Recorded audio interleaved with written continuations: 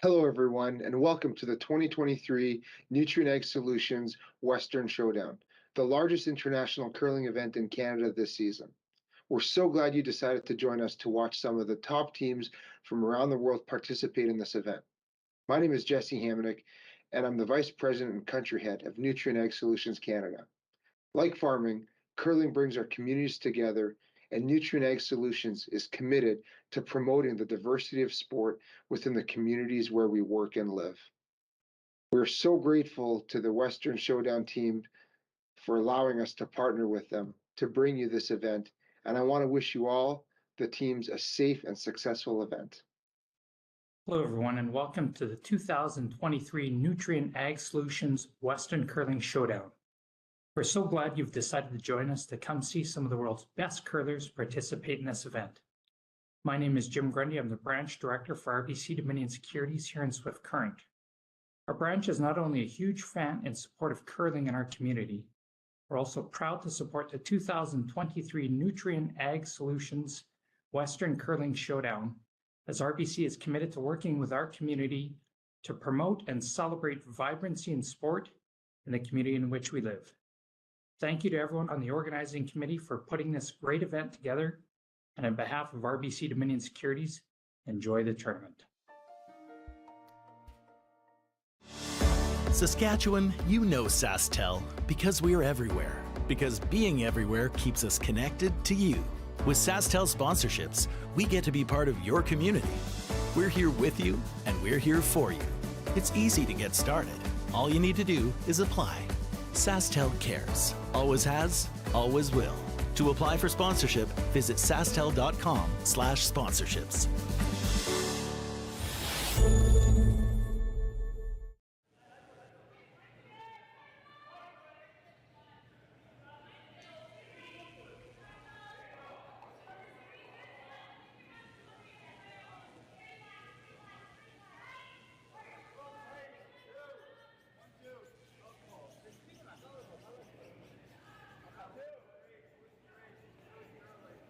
Good morning, curlers, and welcome to the Nutrien Ag Solutions Western Showdown at the Swift Current Curling Club in Saskatchewan.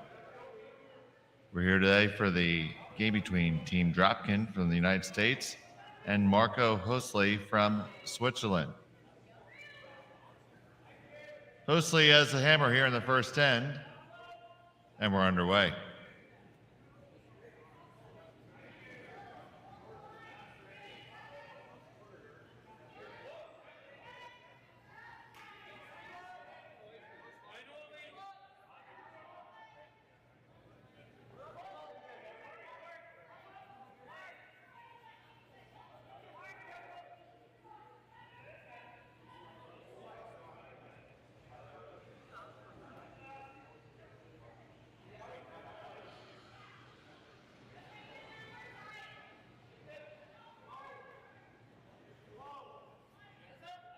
Gonna draw the second one in here.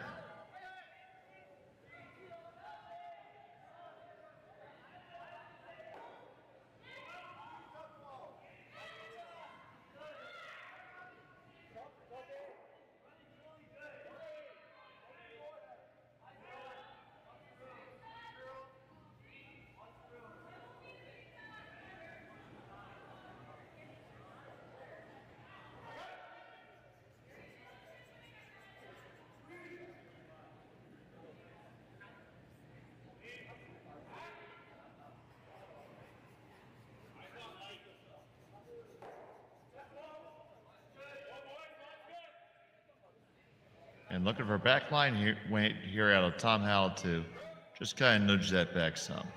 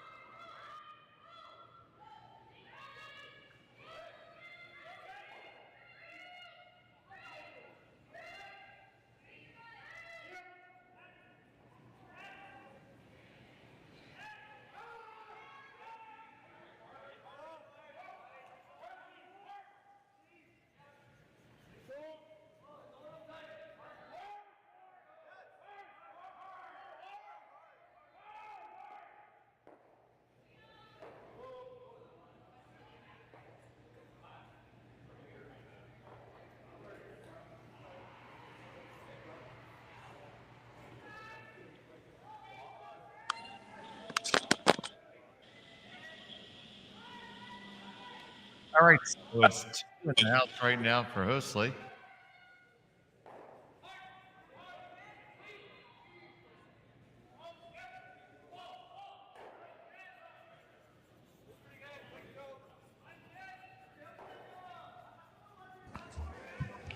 Great shot there, a down weight hit.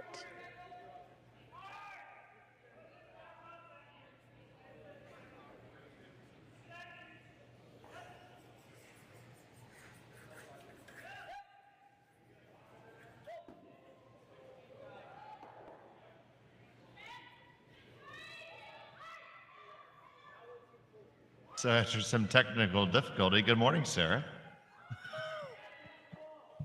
Good morning, good morning. Thank you so much for letting me join you this morning to watch some curling. Absolutely. Now, there we go with the tap back there to lie 2 for Hoesli.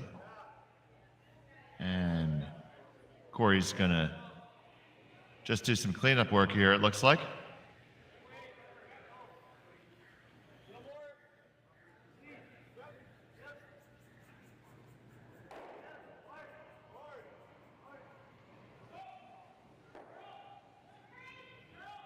Andrew Stapera fires one down. And that double is made. Great shot.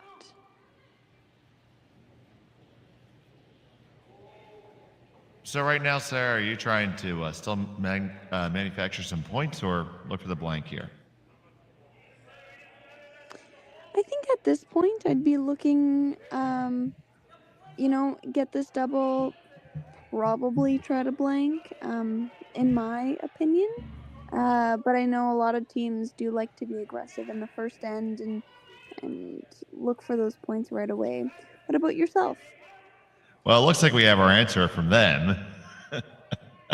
I think it differs a lot different for us as club curlers as opposed to people at this level, although it did leave a Dropkin stone hanging just there on the back side. Yeah, and it doesn't look like that top red one is in either. So now it's a great opportunity for Korey Dropkin to put the force on here.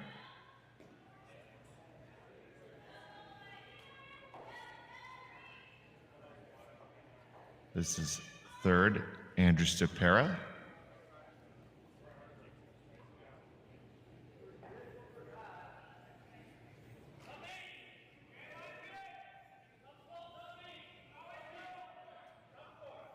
Andrew originally from the Schenectady Curling Club in New York.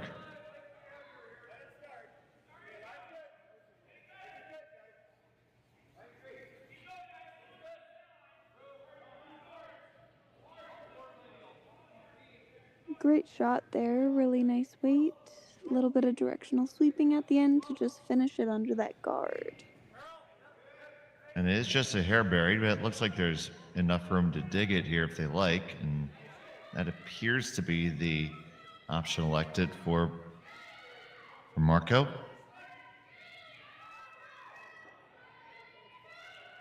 Yeah, with this much curl that we've been seeing, I think it's pretty easy for them to make those, lightweight taps / hits around guards.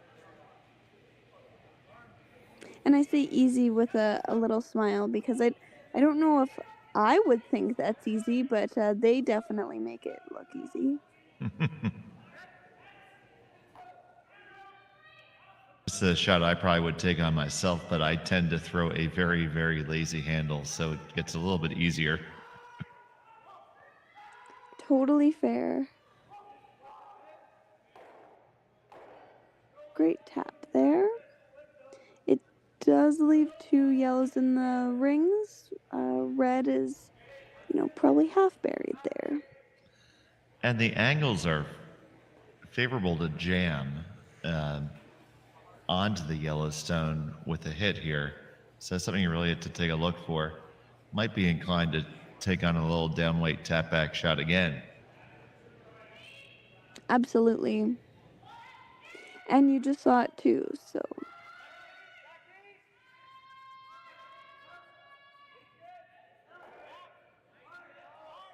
So here comes skip Korey Dropkin. Korey from Boston, Massachusetts, originally from the Brimstones Curling Club.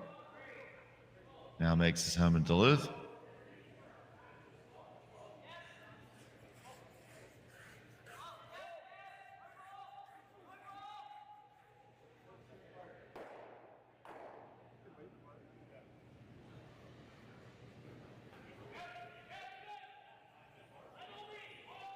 Tom Howell and Mark Fenner on the brush.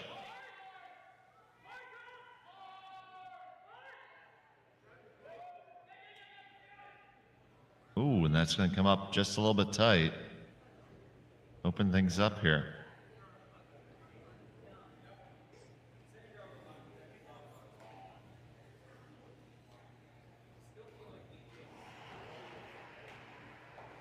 The discussion about going to the back one, just so that, you know, even if there is anything set up, it looks like it would jam on the yellow.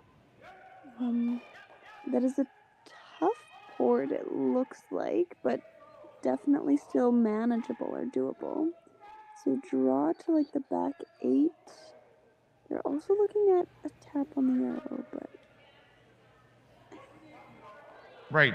If you look at it, the way that those guards split, it does take away the draw from the one side, it would seem, to the button.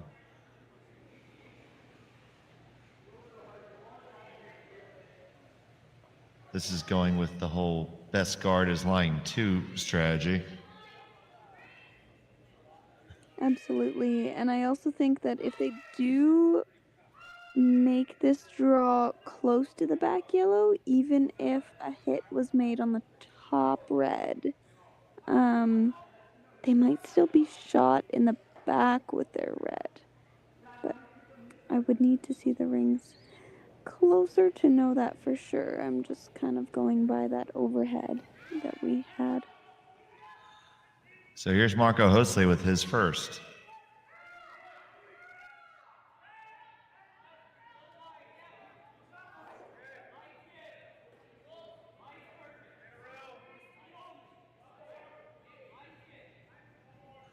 They're going to carry it just wick off, and it does leave those 2 grouped there at the top 4.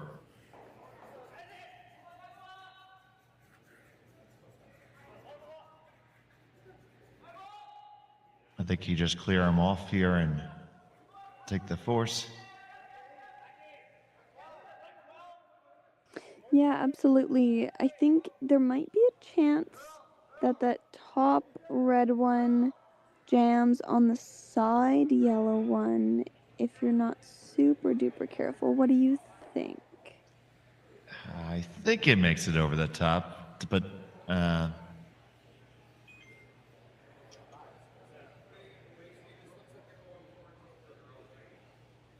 Well, I'm sure they've got this. So excited to see how it all turns out.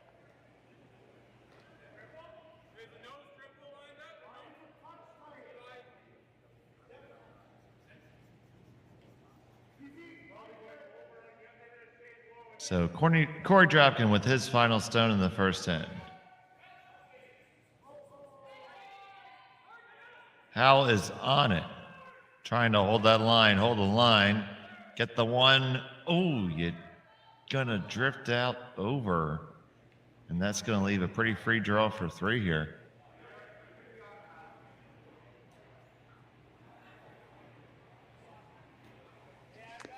How the ends just change so quickly from one shot to another. It's really that's what makes curling so interesting to watch, I think.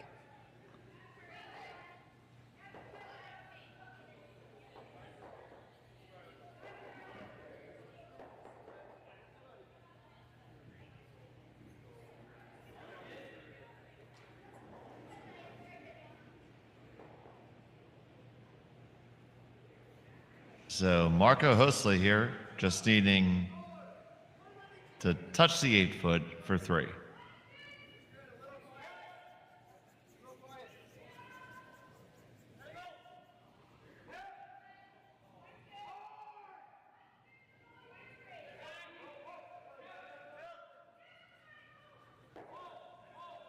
And that shot is made nicely. It will be a score of 3.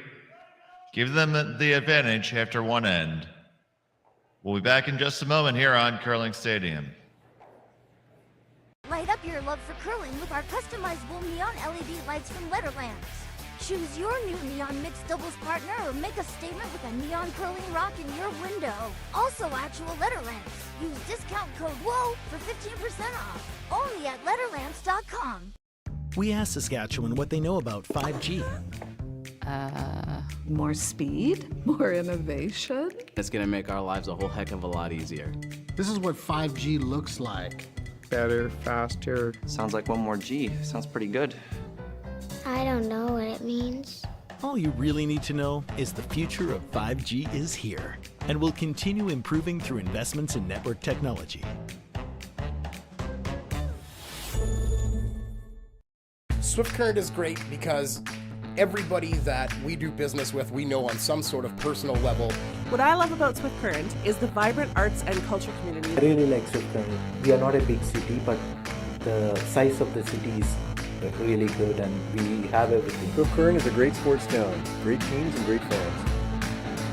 People say, good morning, hi, how are you, even though we don't know each other.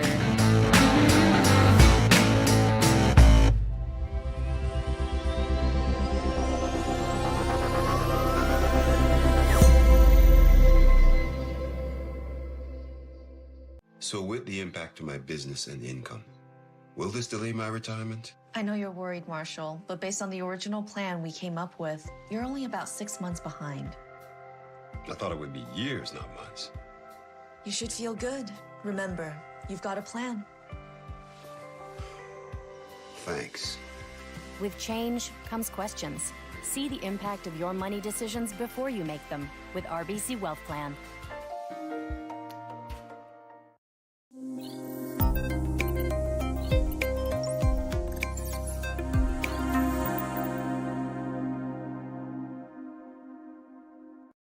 Sounds like a good. And we're back here from Swift Current, Saskatchewan. It's Korey Dropkin now with the Hammer trailing by 3. So we were just mentioning a break how close these two teams are in the world rankings, Sarah. Absolutely. I think based on the curling zone scores that I saw, it was 22nd and 23rd based on points. So close in terms of ranking. I'm sure it's going to be a really great game.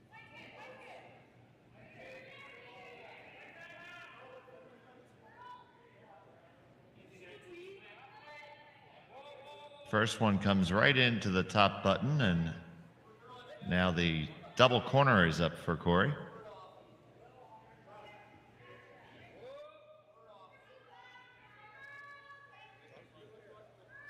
Korey does sweep in the vast majority of his games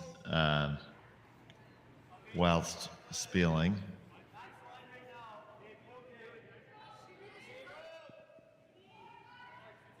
We're going to see a centerline guard here. One thing we were discussing last night in one of the games was just how the no-tick rule has really come into play with a lot of teams. Now this stone is too late for that, but I'm really excited to see how it continues to play out in this game or in future games with the teams. Yes, it's definitely something that's changed the dynamic of the game. We haven't adopted it at our curling club yet in our competitive leagues, quite as of yet. Probably looking at maybe doing that next year. I think we all want to watch and see how it went, and most of us aren't good enough to call tick shots anyway.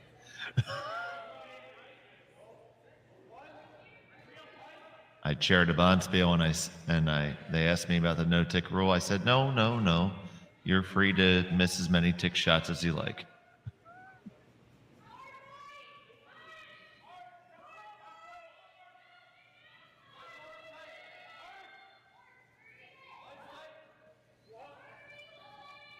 So I think that's a bit lighter than they were hoping for, eh?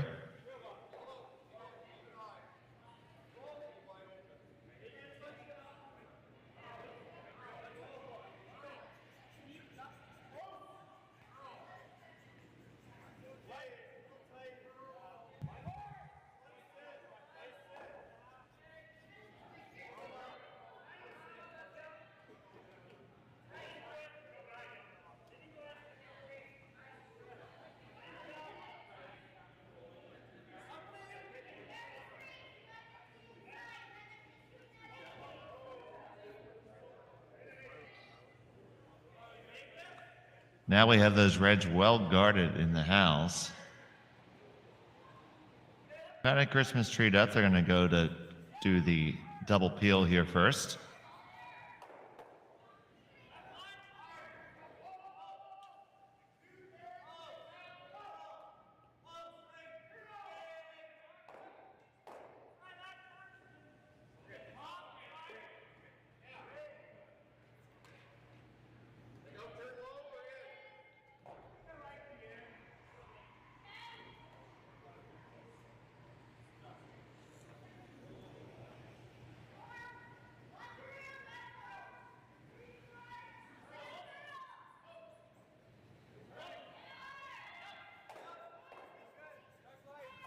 It's well made, tries another one in, and whoo, just like that, cleanup on aisle 4.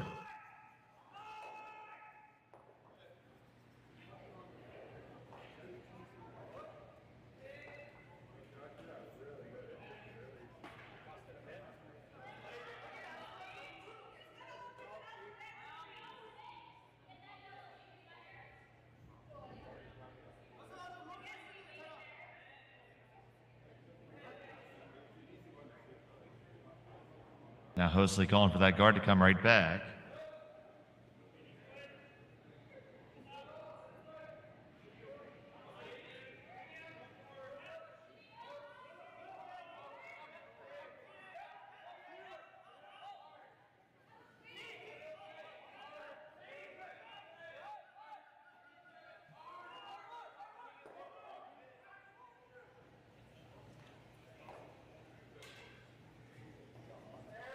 Comes into the ranks. They're going to try to dig this out and sit right there and sit shot under cover. Looking at backline weight.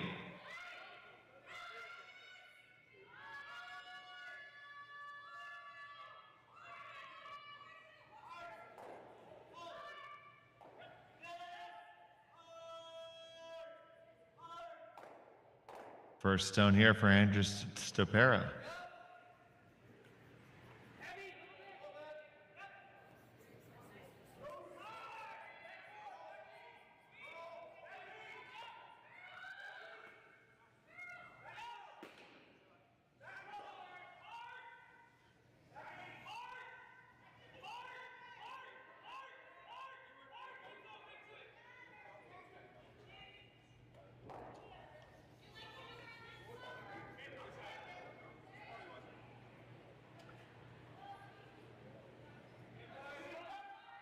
It taps it back, but it is still red as shut.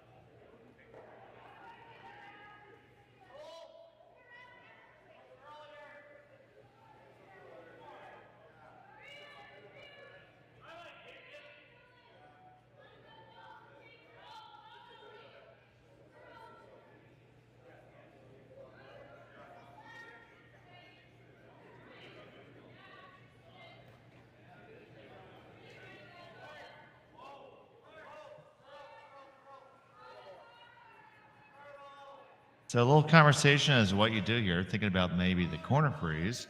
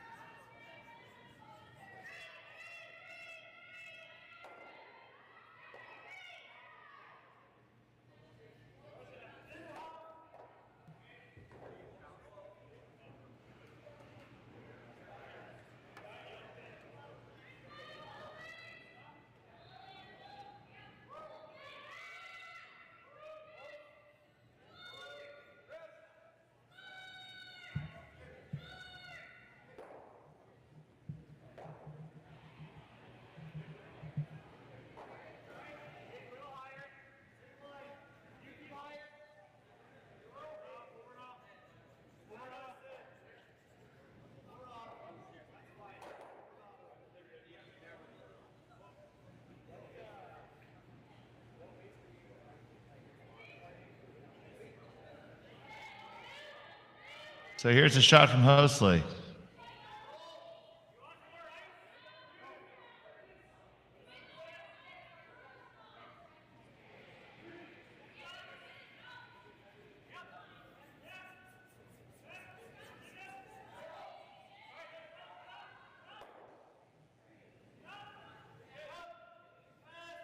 And that's going to come up as guarding the path to those stones and corner hooking the top guard.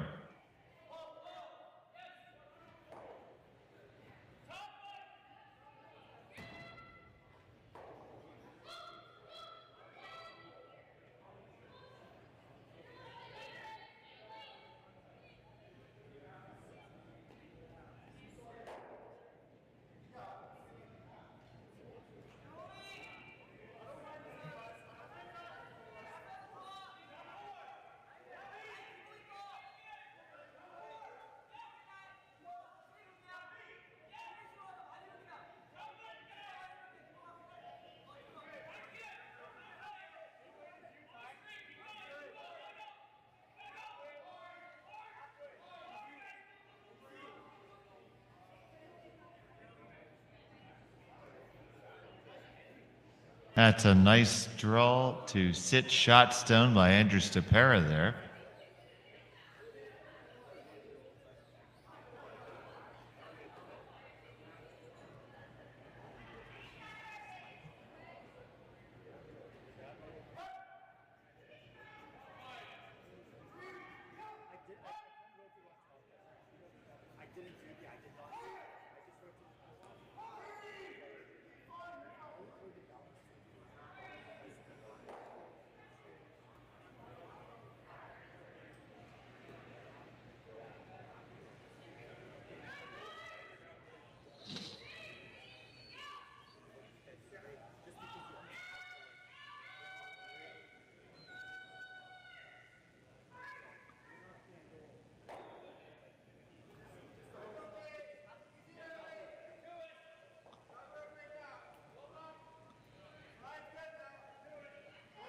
So it's Dropkin sitting the one stone. Marco Hoesli trying to figure out the best way to get in there.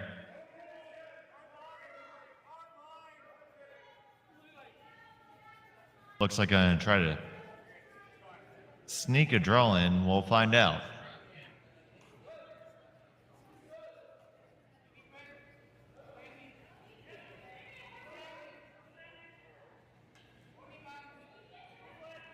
The weight looks pretty close. They're on it now hard. Gotta drag it there. You're gonna have to be in the 4-foot.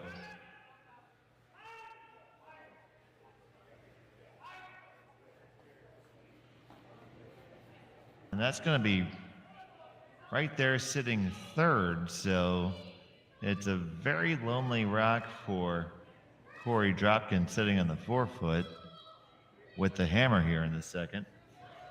The pressure is certainly being applied by Marco Hoesli.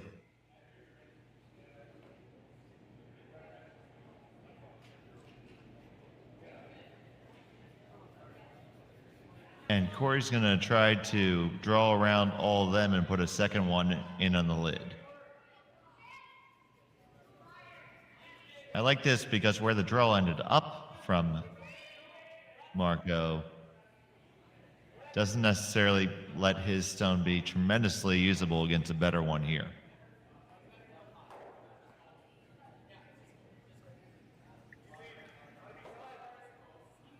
Hi Dave, I'm joining you again here. I'm not sure if the audio's coming in. I got you now. Perfect. It looks like we've got a good end here, so excited to see where this third last stone goes.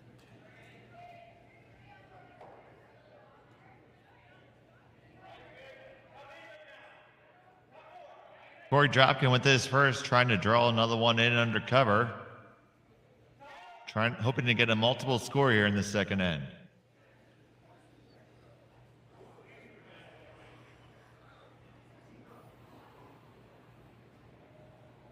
Looks to be just a shade light. And did that set up a little shot for Hoesli here, or is a draw better the course? Kind of looks like they're going for that draw. But we've seen so much swing in the ice so far. I don't know if that ice what's what the main call is. Oh, from there too. Yeah, it doesn't look like either team is really 100% dialed in on the weight yet at this point. It is the first time this way.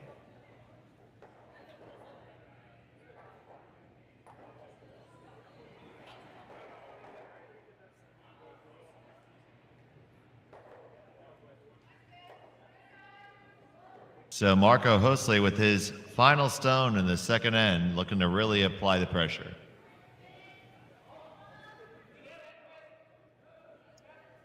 Some great brushing here to keep it straight. Maybe a little bit for weight too. Nope.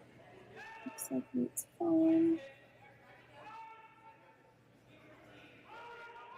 Gonna come past the first one, past the second one, and gonna end up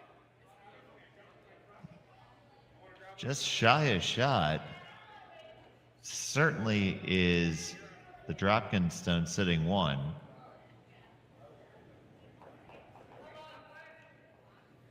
And how do you get in there for two? Yeah, it does look like there's a bit of that stone open, so I don't know if you try to follow it and just tap it. On this side, they're looking at drawing to the back red. I think that's the only way in, because tapping that red that was just thrown doesn't count. Yeah, because that red one would be in the way.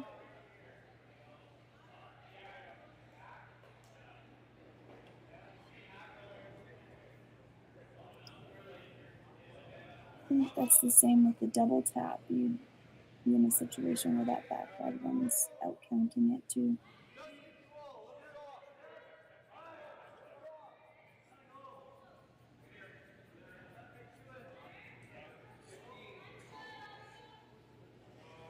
Now looking at a really long raise.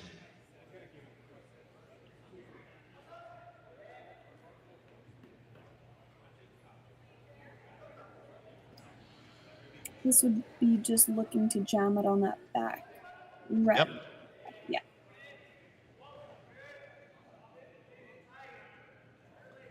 Certainly want to make sure you make it. If you, there's a possibility if you were to hang it out there just a touch, you would give your opponent a deuce.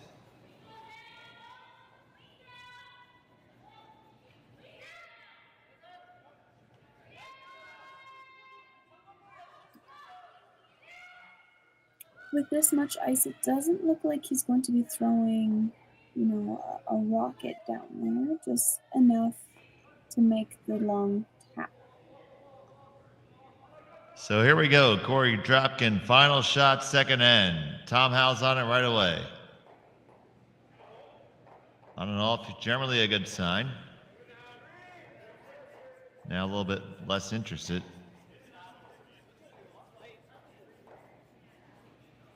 They pick it out, and it's going to be just the score of one. So Dropkin gets one here in the second. Hoesli is up by two. We'll be back on Curling Stadium.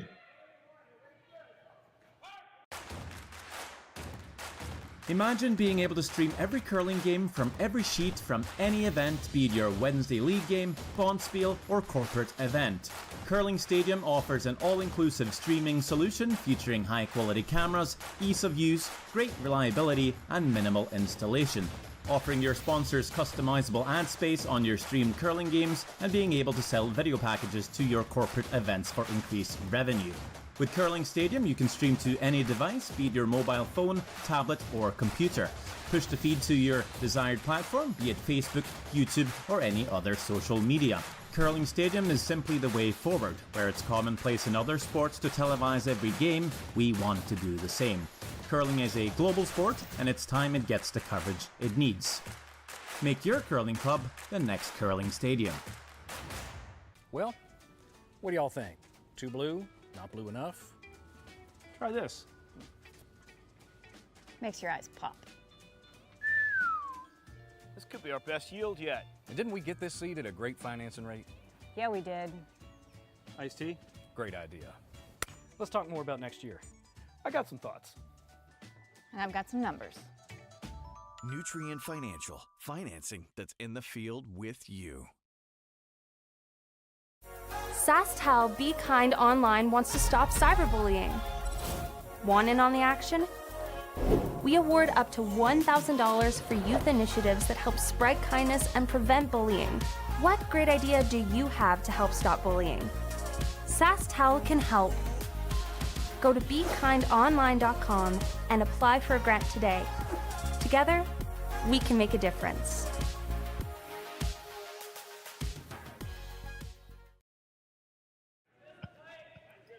And we are back. We have Hoesli up by 2 on Dropkin here in playing 4, 3.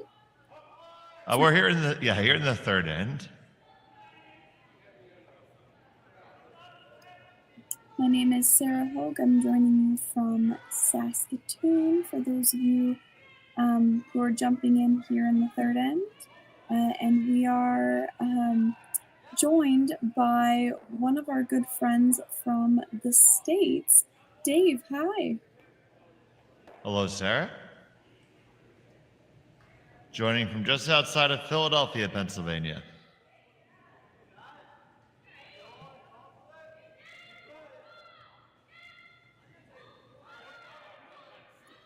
What's the weather like there today?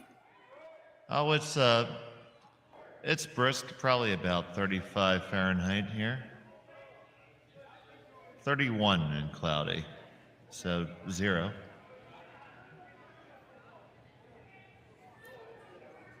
Some great brushing there. It'll just slip into the 12-foot. For comparison, what's the weather in Saskatoon? Oh, I haven't even checked the weather here. It's been abnormal weather up here in Saskatchewan this year. We pretty much don't have any snow, and it rained yesterday, which not normal for our province. All right, so we have 3 guards in play, and with the offset, Marco Hoesli is electing to draw into the 4-foot here. So here's the second stone from lead Justin Hauscher.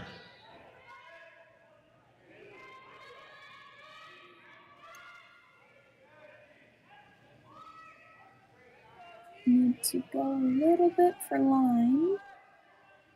They get past that. Slips into the back 8-foot, just about to the 12.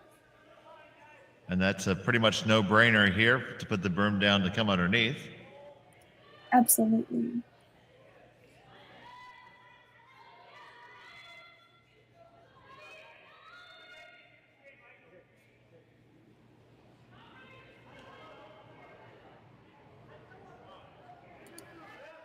We're in seconds, first stones here. Yep, Mark Fenner has delivered it, and we have Tom and Korey brushing.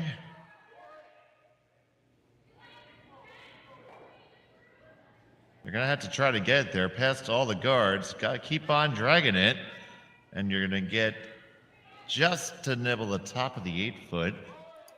Red is still shot here, and it looks like they're opting to play for that red guard. Or, no, they're looking. Yep. I think we're going between clean up and get messy. We're cleaning up. Absolutely, absolutely. So yeah, they'll look to play red onto yellow here from their guards.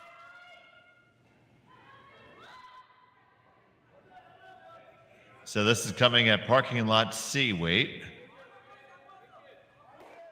Peeling the top one off.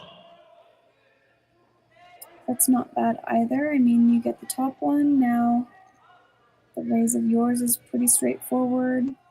Messing with the yellows is also straightforward.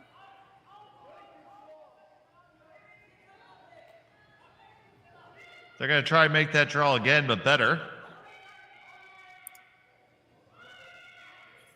I think they may have signaled for the guard. Are they drawing here? Or are they just guarding? Not too sure.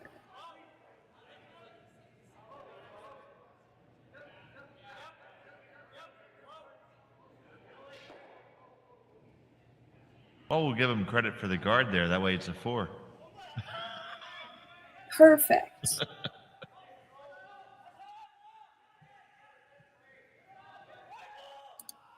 It also takes away that angle on the yellow, on the red yellow. So basically having to peel this one, they might be able to get it where they catch their own red and it goes straight back, but the call was for the top one.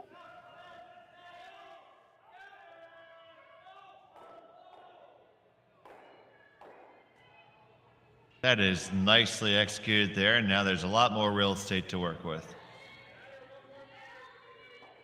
Absolutely, that was really well made.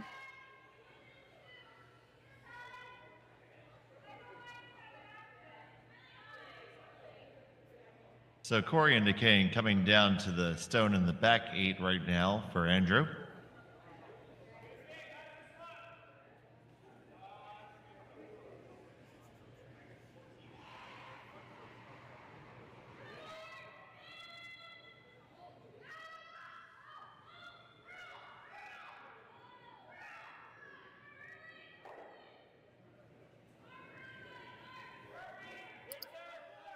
Some good brushing here.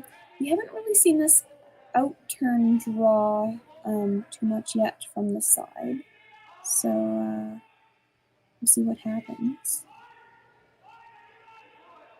Looks like Just gonna wick off that top one and roll into the 8-foot and be second shot.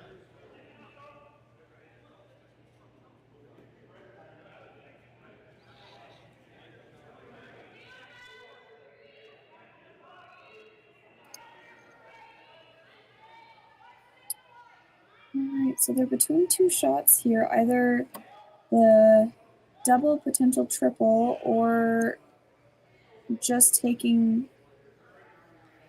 the side yellow. Well, there's definitely benefits to both here. I mean, you have a stone. It's how much you feel comfortable letting it get interesting this early in the game, especially with a lead. Absolutely, you're up by 2. With the hammer.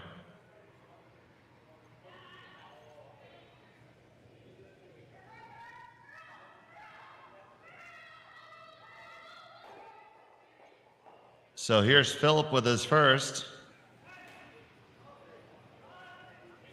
Some directional sweeping to get that curl. And he just gets the back one, but it does make it so that those yellows are further apart.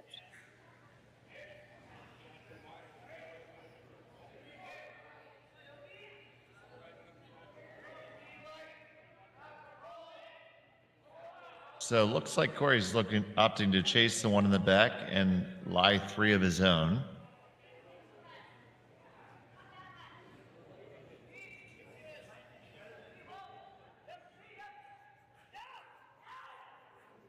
The stone coming on the way from Stapera. His aunt and uncle asked me to give them a shout out, so hello, Sue and Bill. Fantastic.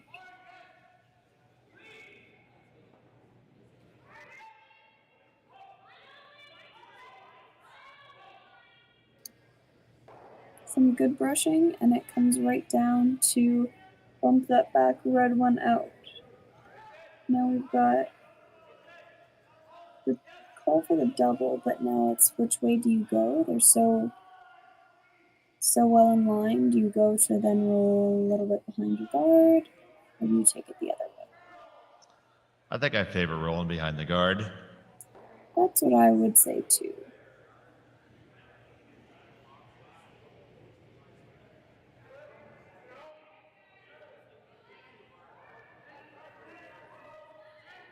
Trying to work it over just a touch to get there. It's gonna sneak over the top. They are still second shot, but it doesn't look like for long if the call is to hit that one. Yeah, it was Corey's first tap was the stone, and that's gonna be the call. He's gonna do that and try to, should be able to roll underneath the guard and sit shot himself. Absolutely, with that down weight, it does curl quite a bit here in Swift Current, so get a little flop over under the guard and you'd be sitting 3. Oh, the game's a lot more fun when the stones curl. Absolutely.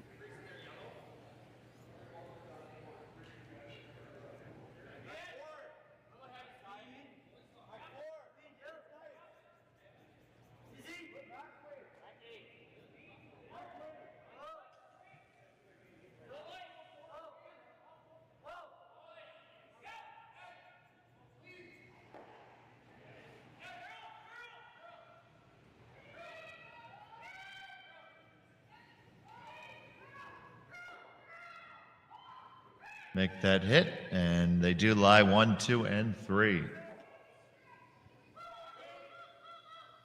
So the call here to corner freeze or to kind of just cozy up to that side yellow one would be more of like a setup for potentially 2.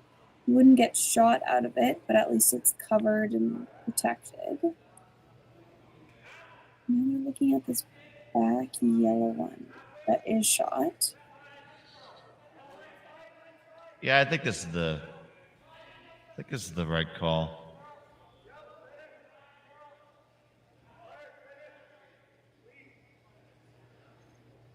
Yeah, go for the protection of that guard, but also of that side yellow one, and then hopefully have a shot to generate 2 here. Even if it's just 1, you're already up by 2. Absolutely, and you don't want to do anything that's going to endanger your opportunity to score your 1 here and move on. Absolutely.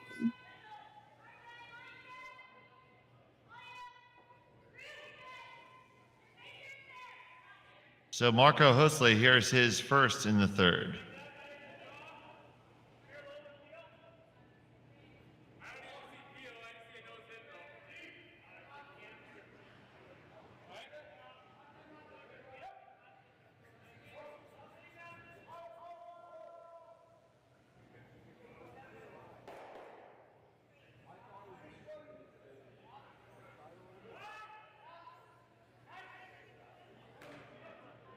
And they brush that nicely and do make second shot out of it.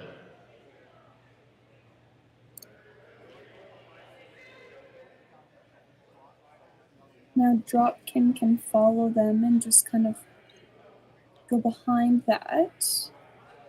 Gives them a lot of protection. There's nothing that can essentially be raised onto their stone if they do nestle into the side 4 foot. And they did just see a draw go down this path. So Team Dropkin has a 21-18 record so far this season. Their best finish was a second at the U.S. Open in Blaine at 4 Seasons.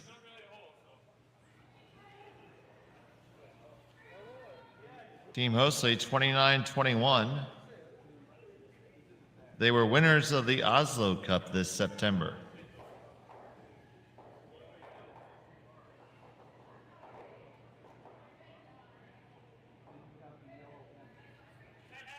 So here's Corey with his last in the 3rd.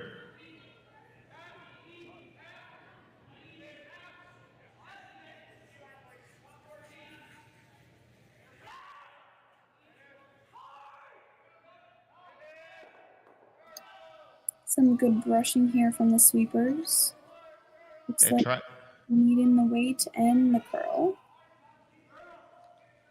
He You want to get under there and make it as hard as you can for your opponent. Absolutely. And we're sitting there. They are sitting shut, but it looks like there's the hit or the draw available. I think even the draw down to the back one is good in this instance.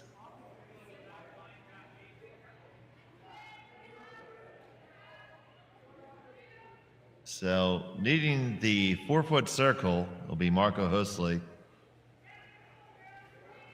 Trying to get his single here in the fourth end. Yeah, you know, if you're a team that's really, really needing points, you could always go for that yellow one, you know, maybe get 2. But in this situation, it's just too tricky. If you happen to overcurl, now you're giving your opponent 1. So taking the 1, being up by a couple, being up by 3 and playing 4, it's a really good spot to be in. Yeah, definitely playing the scoreboard here, and they're managing the stone down here. They seem to be quite happy with it. No real sense of urgency here. And that draw is good, and it's a single point, putting them up by a score of 4-1 after 3. We'll return in just a moment.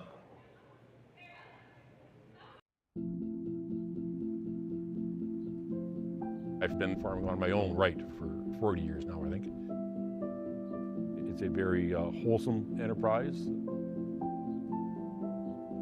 You have very, very busy periods when you have to go hard. So many of our windows are so tight that you just can't afford to miss a couple days of seeding. When a producer places their trust in us, that when it's time for them to be able to make their living, we're going to be there. That's a tremendous responsibility that is not a one-day-a-year thing, right? In order to actually deliver on that, you have to build your processes and you have to build your team and you have to have a mindset of operational excellence, because there's a lot of things that can go wrong. And it's our job to make sure that they don't go wrong. Or if they do go wrong, that we can fix it before it affects our customer.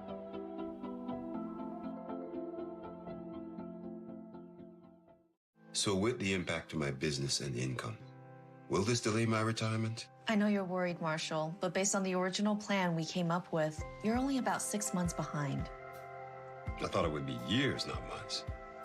You should feel good. Remember, you've got a plan. Thanks. With change comes questions. See the impact of your money decisions before you make them with RBC Wealth Plan. Light up your love for curling with our customizable neon LED lights from Letterlands. Choose your new neon mixed doubles partner or make a statement with a neon curling rock in your window. Also actual Letterlands. Use discount code WHOA for 15% off. Only at Letterlands.com.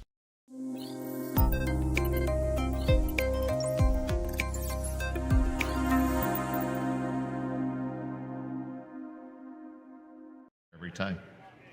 And we're back here in the fourth end from the Western Showdown at the Swift Current Curling Club in Saskatchewan. I'm Dave Schmel, joined by Sarah Hoog, and we are watching Hoesli versus Dropkin so far, and we've had a good start so far. We really have.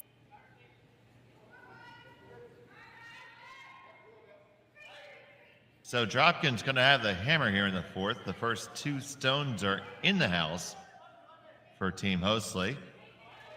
And they're going to elect to throw the double corner or draw one right down there to set in the middle.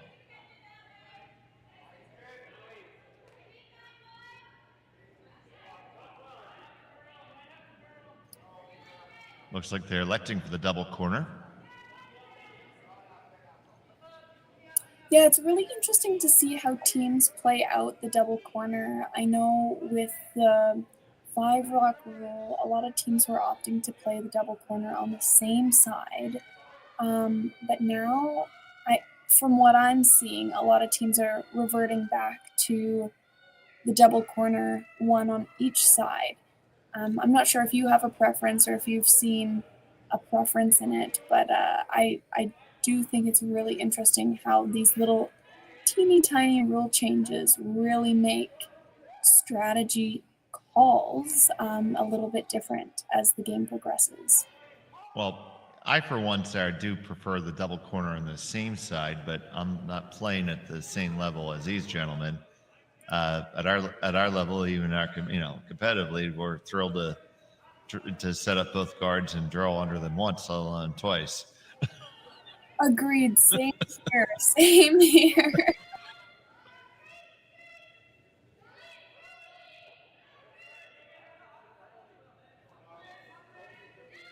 Oftentimes, I'll throw one in and then guard it.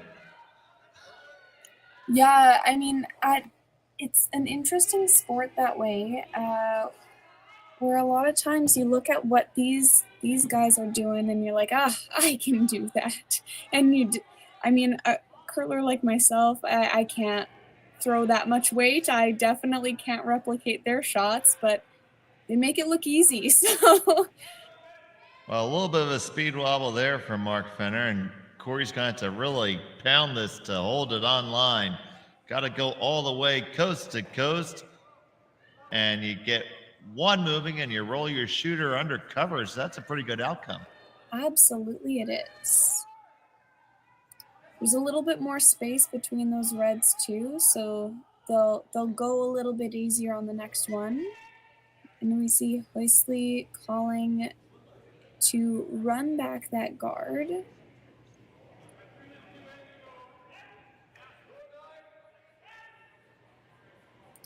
Simon Glore trying to make that shot right now. I'm sorry, Sarah. No, I was just going to say it's tricky when it's not yours, but this is a fine outcome. Sorry about that. No, it's okay. Now we're going to utilize that other guard, and this is where that textbook scenario is supposed to work out, right? Absolutely.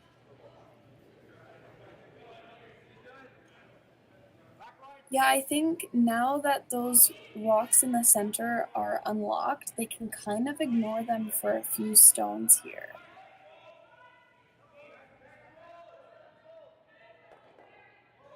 Yes, you talked about the difference between watching a game at this level as opposed to at a club level, and I feel like I made all of my quote-unquote TV shots for the year this week, so I think I've used up about 6 months worth of shots this week. Oh gosh.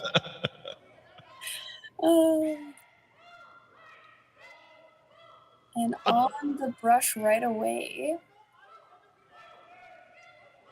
That's the second one they've had to really, really hammer. Now they're a little bit happier with it. And to get past the guard now, are you happy with the weight? Looks like they brushed maybe a touch more weight into it than they would have liked. Does bury though, which is good. And I mean, that's really buried. Yeah, with those reds in the way, it's not as if they've set anything up for the opposition.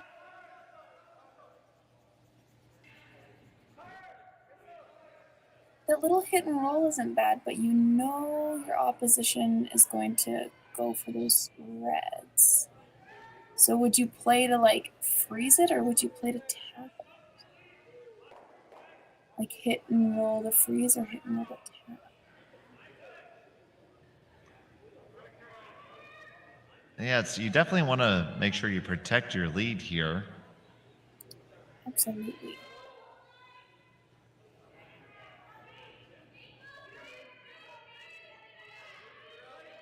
So here's the first from Philip Hoesli. Looking for the little hit and roll. Nice easy weight. Now trying to work it over just a touch. And that is well made.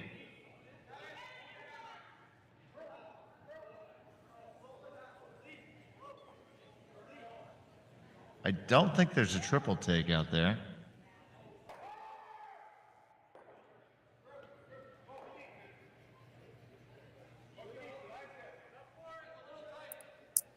No, I think on maybe like arena rocks you might be able to get a triple there, but then you're also running the risk of jamming your yellow too. So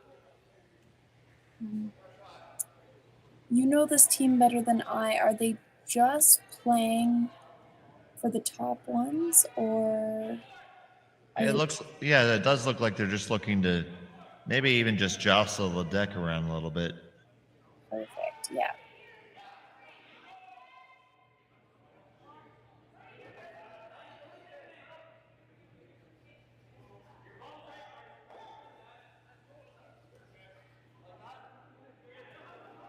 See, I think that was pretty much the intention there. Yeah, that was a wonderful shot.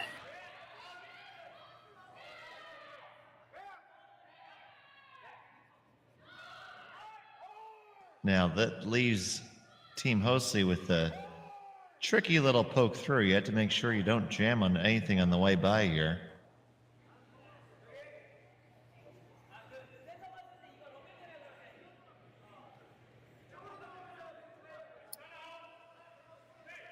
Some good rotation on this stone.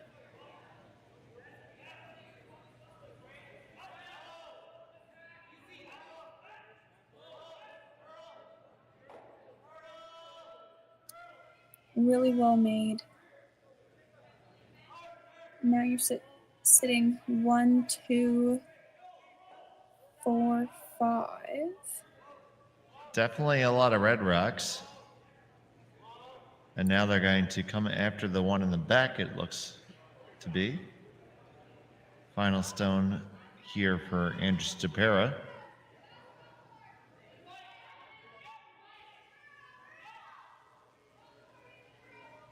Tom Howell holding this out right from the get-go. There's a good heavy clean.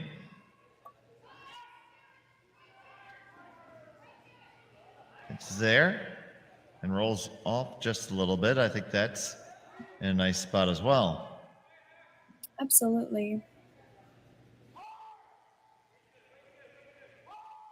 Well, they have to be careful if they are hitting this where the shooter sticks, because obviously with 2 rocks in the 4-foot, that does set up a double. But if they can make this right, or just right, it'll be a really, really tough double to stick your shooter. So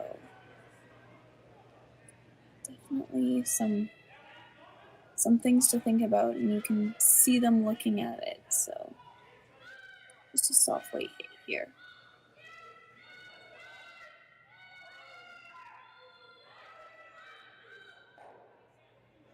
So Marco's in the hack, and his first is away here in the 4th.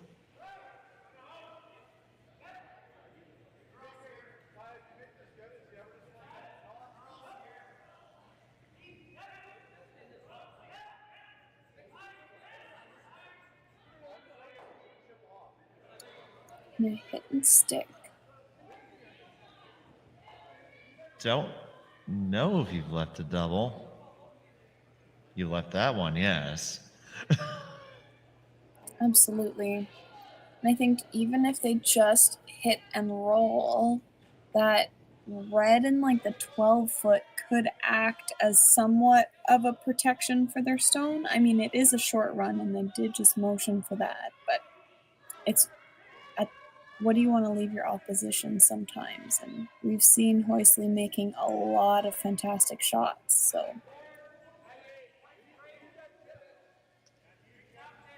I assume the counter shot would be to draw and resplit, but wait to see exactly where this ends up finishing. Got to make this one first. Absolutely.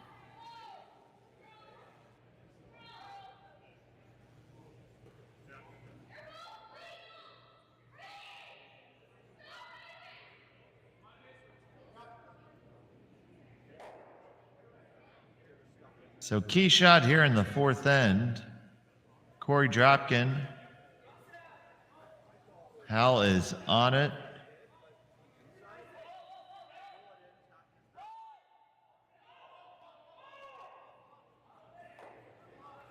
Ooh, that is a nicely made stone.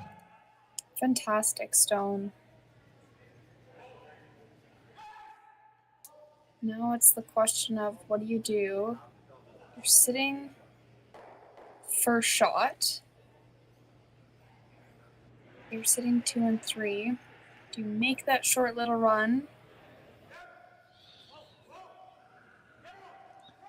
Do you ever get really aggressive and freeze down to the one on the right as we're looking at it? Well, Literally was just thinking that, but I wonder if that's you and I talking versus these teams with their shots talking. I feel like the draw is a very, like, you play that, now you're sitting 1-2. But then this, on the other hand, it is just a nose hit / just off nose. So this is certainly a don't give up 3 shot. Exactly. Yeah. So it's what you're comfortable with or what the thrower is comfortable with, I think. But I agree with you that draw is very tempting. All right. So we're sweeping to curl here. Oh, and therein lies the danger of missing that. Now you're just going to have a nose hit for a triple. That would definitely tie up the game in the 5th end. I mean, you never want to give up 3, but when you do have a 3-point lead, you're not shaking in your boots at that point. It's all right. It's like a game reset.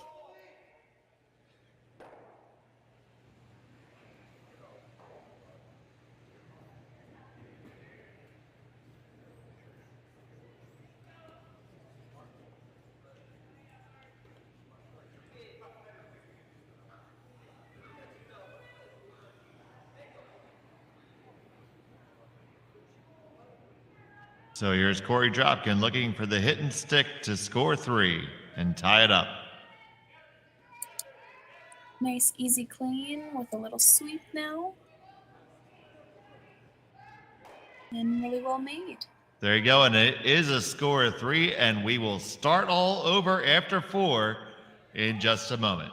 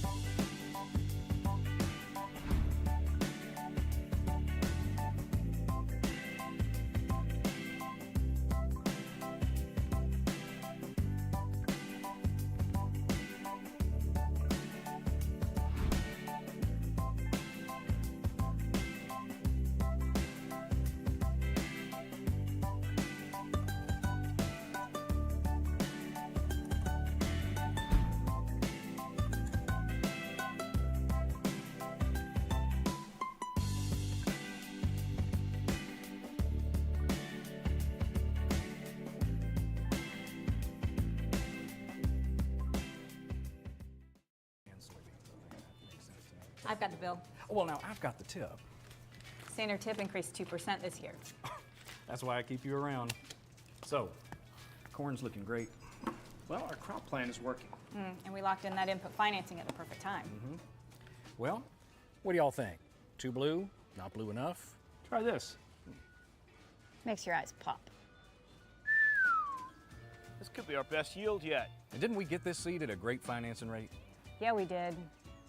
Iced tea? Great idea. Let's talk more about next year. I got some thoughts. And I've got some numbers. Nutrien Financial, financing that's in the field with you.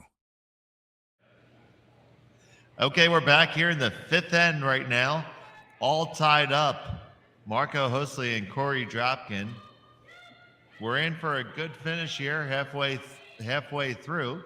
I'm Dave Schmel. I'm here with Sarah Hogan. Sarah, what are your thoughts to the first part of this game? You know, it was an emotional roller coaster. We had a 3-point lead at one point. Now we're tied up. I think both teams are doing really well. There were a few draws that overcurled in the third end and in the first end. But I think now by the fifth, the teams know the ice. They're taking a little bit more ice, and yeah, excited to see how this one ends. I was just looking here at the other games going on at the Western Showdown. So here we have Lake Hawk versus Park. Lake Hawk is up 3-1 in the fourth. Then we go to the Sturmey-Kleider game. Sturmey's up 3-1 in the fourth. And then we have the Calvert-Weeb game where Calvert is down 1-5 in the fourth.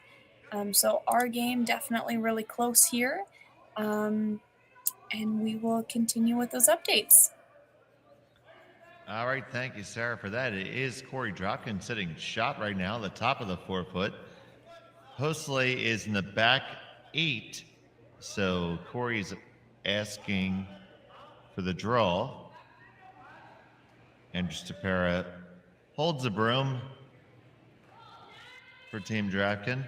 Very much a collaborative effort between Andrew and Korey.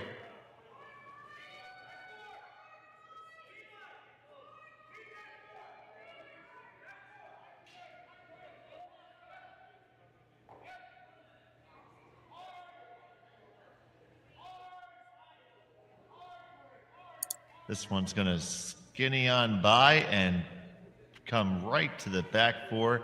That is a pistol. That is fantastic. I mean, you couldn't have fit a paper between those stones and the 4-foot. So now no choice but to peel guards and open things up. And I'm assuming if you're Hoesli, you're trying to steer this towards the blank.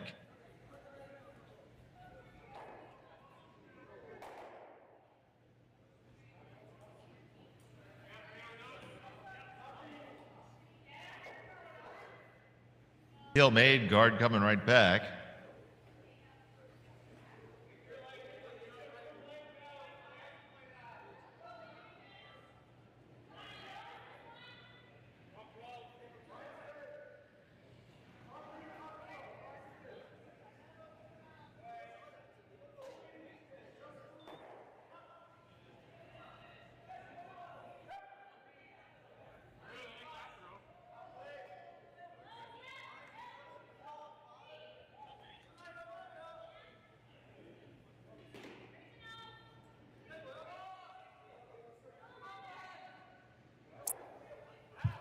Here's Nice. Fenner with, go ahead, I'm sorry.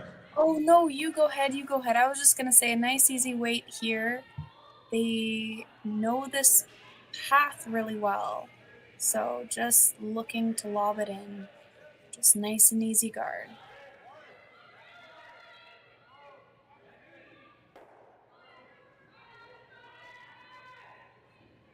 Might be just a hair tighter than they would have liked, but they're going to take a run at removing at least 2 of these here.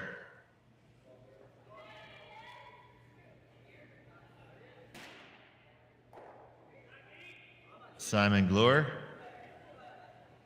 coming at it with all due alacrity.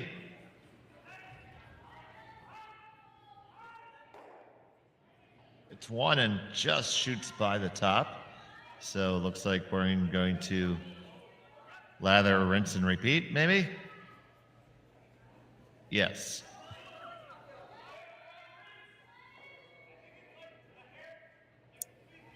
I think they're looking at, do you want it a 2 or a 1 in terms of guard?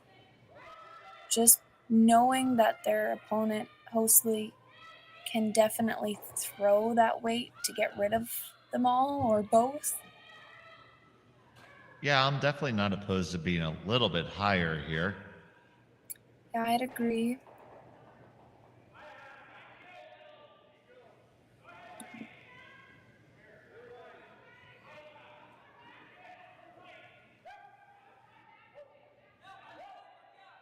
this will be in that 1 range. Just the top of our picture here. So now you might want to be tempted to come at it from the other angle and maybe get a few more going, but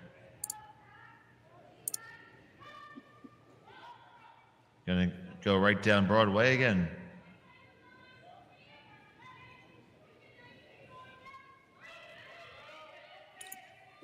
With this peel, I mean, they can get both of them 2 different ways. I mean, hit a little bit more of the top one and it just comes off easy.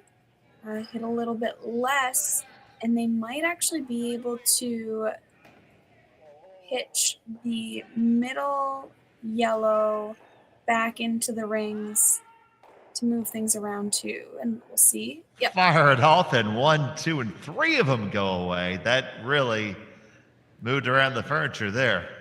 That was fantastic. And back to the old guard train for Team Dropkin.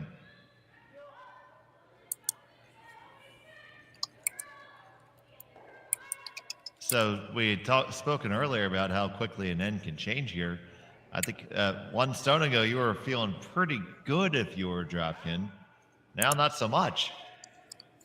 Absolutely. I think these curling games, as we said earlier, these teams are ranked so closely. They're so well matched. I mean, they're some of the top teams in the world. So these games can swing really, really quickly when both teams are just tossing, well, shots like that where 1, 2, 3 and they're gone, or you need to replace a stone and you walk it down there. So yeah, it's really great curling. And now it looks like we're trying to get rid of everything.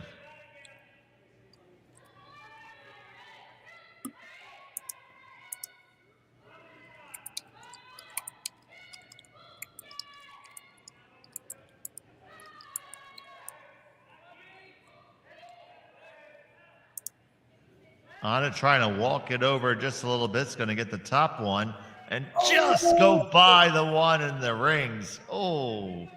And they leave their shooter there as a guard. And now we're back in another interesting spot. Now it's going to think about drawing underneath of that one. And this might be interesting because that guard that was left is just long enough that that's surely not a cinch run back.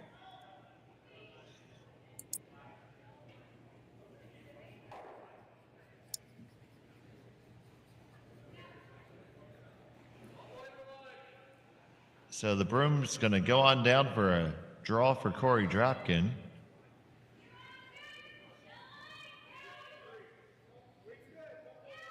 His team of the, quote, Young Bucks.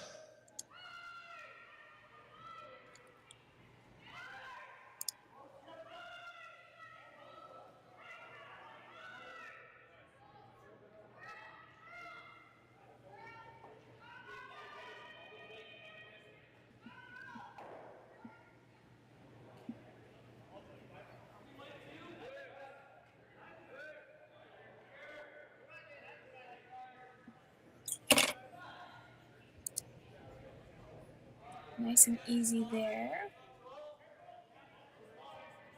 We've seen quite a few out turns this way, so they know the ice really well. Sweepers are just walking with it. And now they're going to come on and try to bury it under. Might be a touch heavier than they liked. And they are going to end up going down. That's not a bad outcome, locking the one on the rear red there.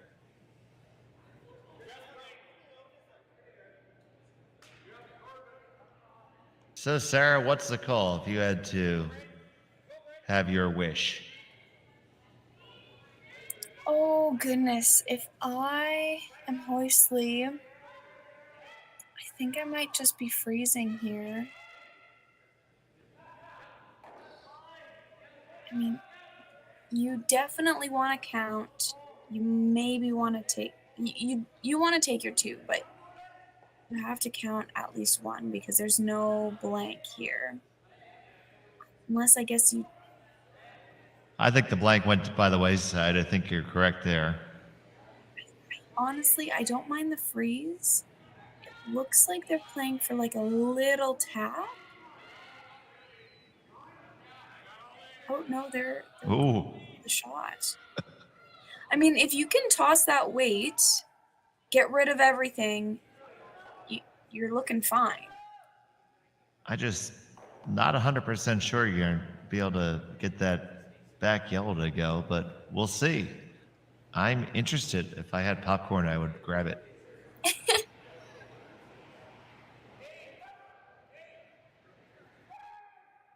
I'm gonna pull up my clock here just to see. Not sure if we'll be able to time this, but I'm interested. Let's see what type of weight he throws.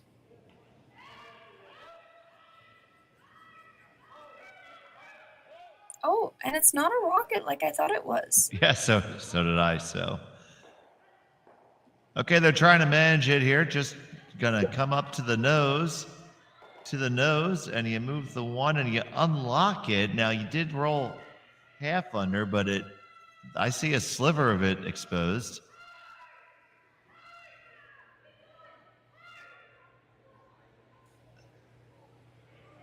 So it looks like Team Dropkin is going to try to pick that rock that was just thrown and lie 3.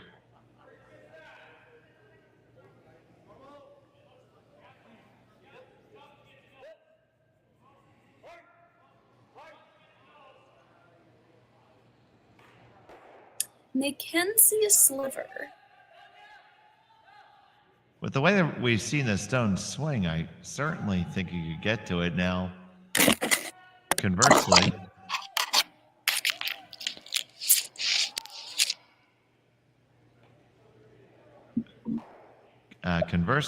you could just lock one on there and try to elicit a steal, but I think the force is what you're really looking for.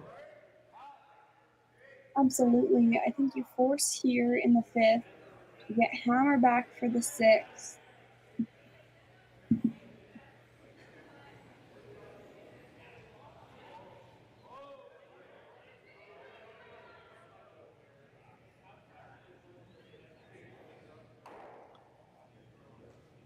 So this one has to be just right.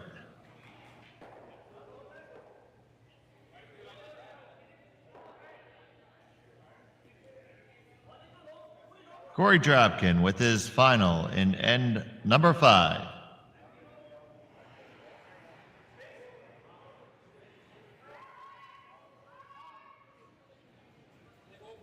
Some directional sweeping here. Tom Howe now trying to carve it over. Got to carve it over. And it's going to come into contact and punch it through. And they will lie the 3. So good shot there from Korey. Very nice.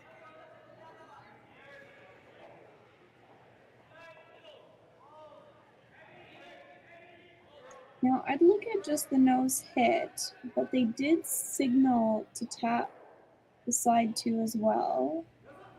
No, it looks like maybe they're just going for the nose hit.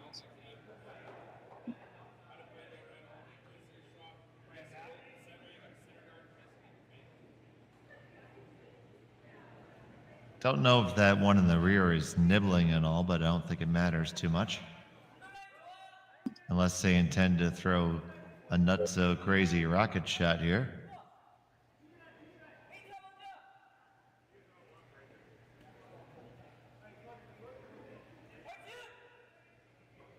It's one thing about the Swift Current rocks is they're fantastic, fantastic rocks to throw on and to sweep, but they're very lively stones. No, it looks like they're just going for the nose. Okay, sweet. And there you go, the hit and the stick. It looks like they might have been entertaining at least the idea of the triple, but didn't want to throw so much weight that they risked it, but it is the single point for Team Hoesli, and Dropkin will have the hammer in the sixth. We'll be back on Curling Stadium. Light up your love for curling with our customizable neon LED lights from Letterlands. Choose your new neon mixed doubles partner or make a statement with a neon curling rock in your window. Also actual Letterlands. Use discount code WHOA for 15% off. Only at Letterlands.com. We asked Saskatchewan what they know about 5G. More speed, more innovation. It's gonna make our lives a whole heck of a lot easier. This is what 5G looks like. Better, faster. Sounds like one more G. Sounds pretty good. I don't know what it means. All you really need to know is the future of 5G is here and will continue improving through investments in network technology. Swift Current is great because everybody that we do business with, we know on some sort of personal level. What I love about Swift Current is the vibrant arts and culture community. I really like Swift Current. We are not a big city, but the size of the city is really good and we have everything. Swift Current is a great sports town, great teams and great fans. People say, good morning, hi, how are you, even though we don't know each other.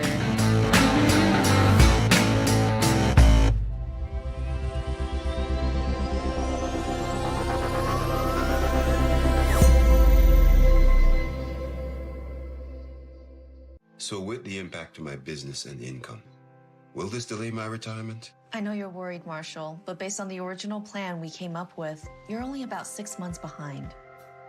I thought it would be years, not months. You should feel good. Remember, you've got a plan. Thanks. With change comes questions.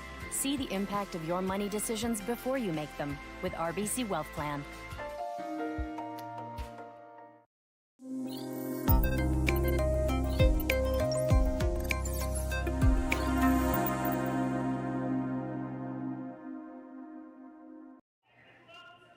And we're back here. Sixth end of the Western Showdown, brought to you by Nutrien Ag Solutions at the Swift Current Curling Club in Swift Current, Saskatchewan. Dave Schmel and Sarah Hogue here, and we have a good one.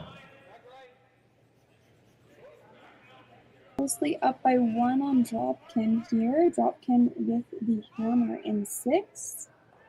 During the break, we were just talking about curling clubs in different areas of the world. Now, both of these teams are not from Canada. They're not Canadian teams, and we're just so happy to have them playing here in Swift Current. We absolutely love when events in Saskatchewan. I'm from Saskatchewan, but I love seeing international teams at the events. It just kind of elevates that competitive nature of the game. And we were talking about curling clubs and how essentially based on where you're from in the world, access to practice ice changes or access to ice at all changes. I know sometimes I shake my fist at the cold, but I'm very happy that we've got a lot of curling clubs up here to choose from.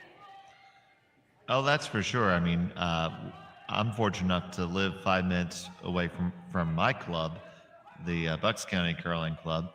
But for me, the nearest curling club other than that's the Philadelphia Curling Club, which is about 30 to 40 minutes, or the Plainfield Curling Club in New Jersey, that's about an hour and 15. Nice freeze here on the 1 on the pin.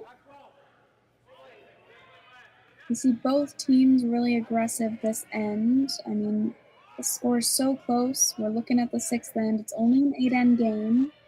I know some of these events run 10-end games, but this one's 8.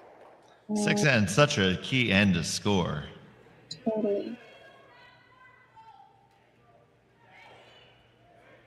I'm sure Jerry someplace has stats buried as to who wins the 6th end versus who wins the game, but I'd say that you like your chances if you score in the 6th.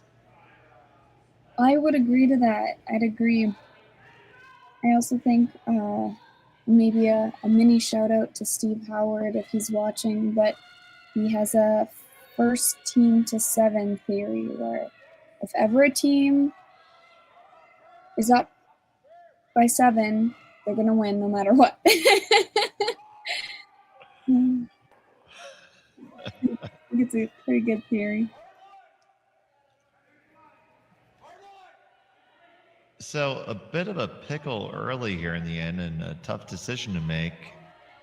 Do you want to open it up or do you want to continue concentrating play in the 4-foot? It's tough. I mean, you've got hammer. You want to count your 2 for sure, but you also don't want to give the opposition anything to play to either. Because if there's a steal, then there's a 2-point difference there. So it looks like the call here is to, with nice easy weight, move that center guard over and roll the shooter into the rings. A tricky shot for sure. But if you can make it, it's a fantastic shot. So we've got some sweep in here, and we'll see how it goes. Korey is on this. Gotta go hard. Are they gonna catch a little bit too much of it? They get it, and it's gonna spin over the rings. So they did accomplish the objective of opening it up, but getting that extra rack in reserve there did not happen.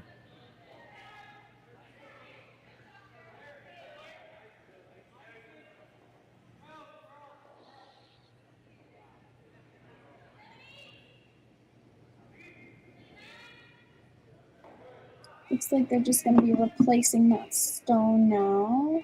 It looks a little bit... Looks a little wide. Complicated and wide, yeah. Well, here it comes walking back now. Finish it. It is going to end up probably just a touch tighter than they would have liked. It does leave a sliver open, but here they're going to try it again. I think it's a little easier this time. Absolutely. With it being just that foot or so tighter. And especially now because you can probably use the one you threw previously as a little bit of a catcher there. Absolutely.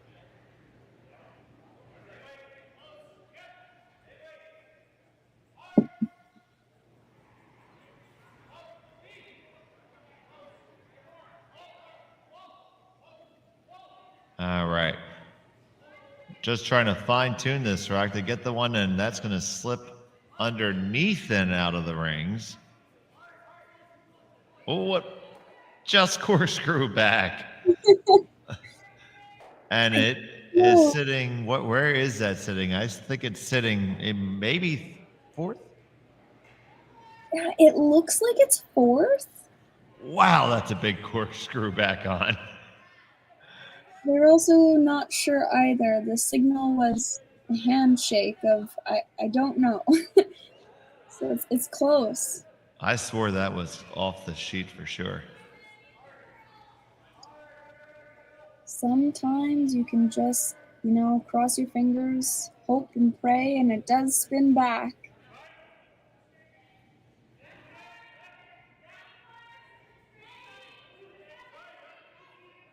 So here's Phil Hoesli with his first. Putting the guard up again. This one is a bit higher. Now just got to work it over for line.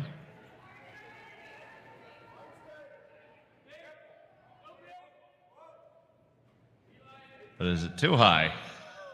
It looks to be quite high, and it doesn't look like it came over enough for them.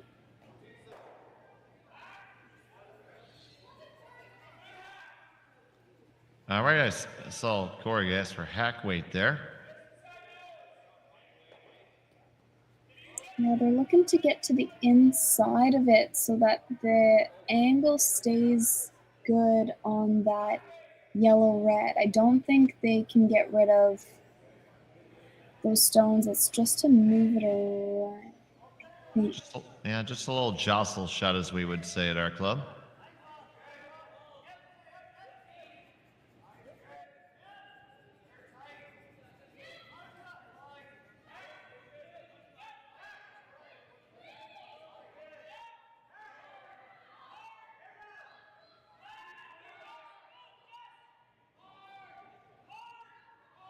Got a skinny past the guard. You do now. Making contact. And you unlock those stones. And I think that's a pretty good outcome, Sarah. Absolutely it is. Now we'll see a freeze here.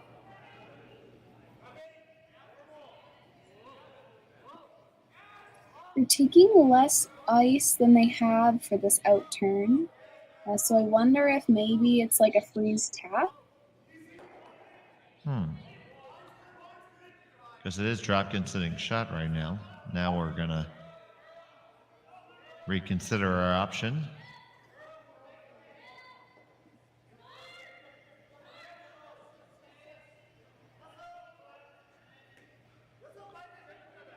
Now they're thinking about seeing if they can kill the shot rock. It looks like you can see maybe a quarter of that top one.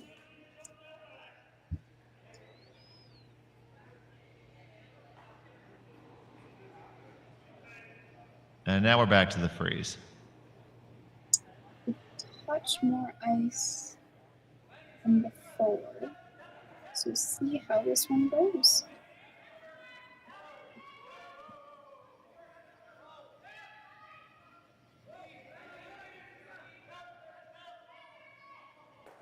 All right, just the clean from the brushers thus far. Working its way on down, looking to corner freeze.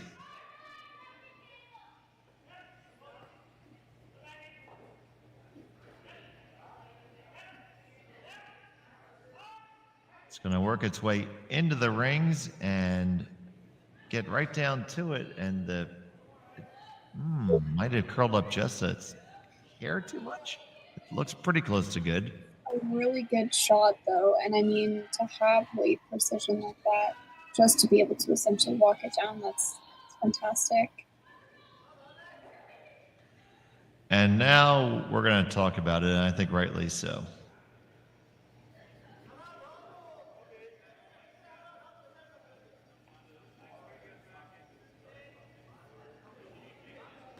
So looking at the crosshouse double here to lie 3.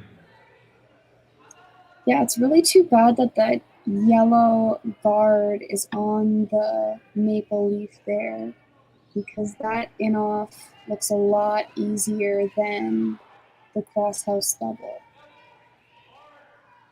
And if you hit that one that they just threw, drag takes yours sailing past that red.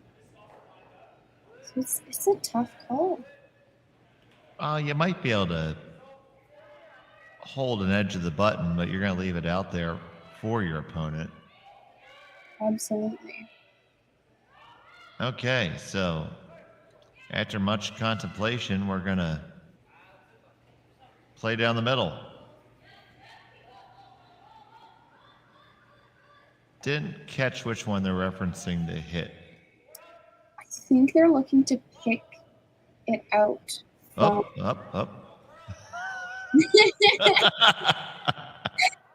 It looks like they're trying to pick it out, and they might, like, that double is there too. Well, one thing's for certain, something's going to move at this weight. Andrew Stapera with his final stone in the 610. Past the first, picking that second one out nicely, and they do lie the 2. Really good shot there. Took it out with the precision of a surgeon.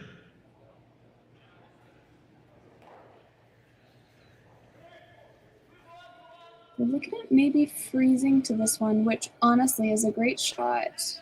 You freeze that, there's not a lot they can do in terms of removing your stone with only 2 of theirs left. Gonna be tricky with the line, getting past both guards, I think.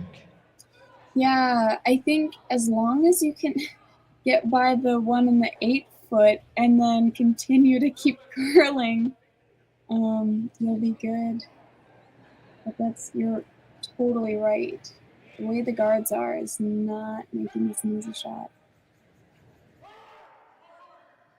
It looks far easier on the telestrator. So here we go. Marco Hoesli with his first and end number 6. Up 1, facing a couple. Sweepers down. This looks light.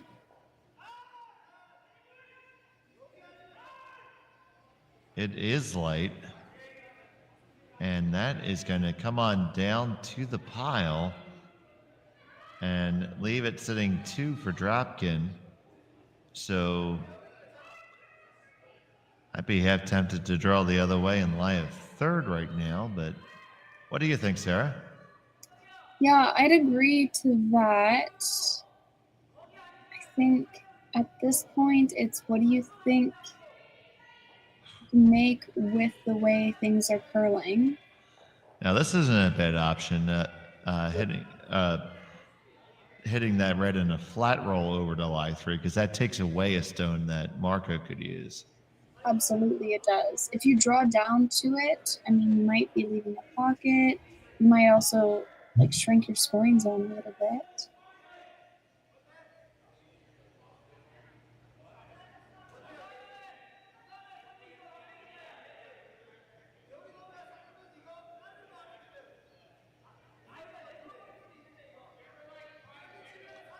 I mean, it looks like Dropkin's in a very good opportunity to get to his 2, if not 3. Trying to find a way to cement 3.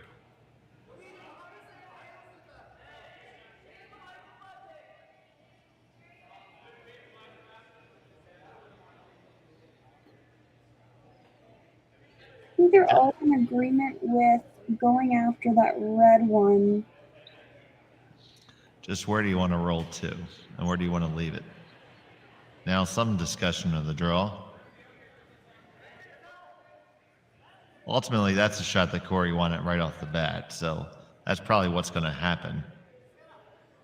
Yeah, and I mean, sometimes your first instinct is what you need to toss because that's what's always going to be in your mind when you go.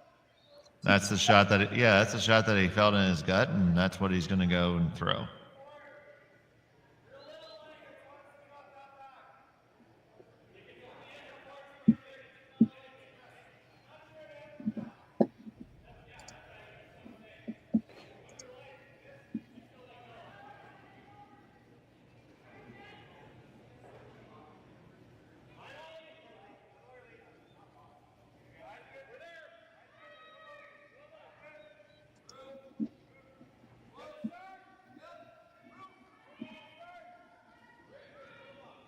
So the stone's away for Korey Dropkin. Big shot here in the 6th.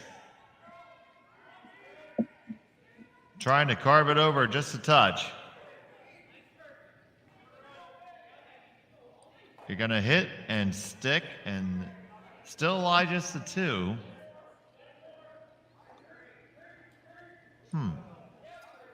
Looking at maybe that in off or just full draw. I think the draw is tricky on this one because in your mind, and I don't know, maybe this is, they're professionals. I am a club curler, so in my mind I'd be like, oh, I just came up short on my draw, but I'm sure they work with sports psychologists and everything, so. And the line on that side has gotten that much trickier because he left that first one high there, so you would have to come from the other side if you were ever going to draw. Or this hit and flat roll isn't necessarily bad either. Looks like they're coming off their own here.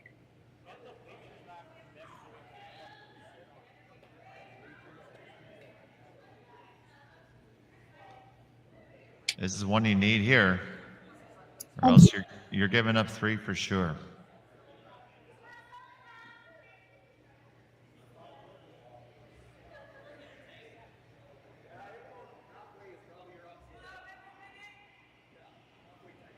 Marco Hoesli with his last. On it right off the jump. Gotta hold it, and you hit the one where you walk on over, and yes, but the shooter skitters up and over. Still a nicely made effort at that, and it's gonna take 3 out, I think. and it's going to be a draw for 2. Wow. Nice shot. Absolutely.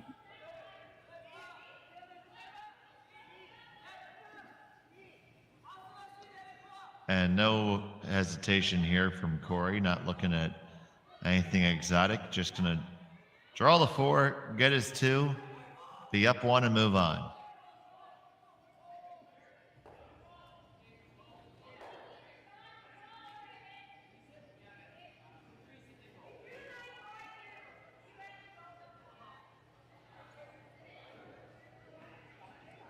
Discussing their split times here, trying to see what's ideal.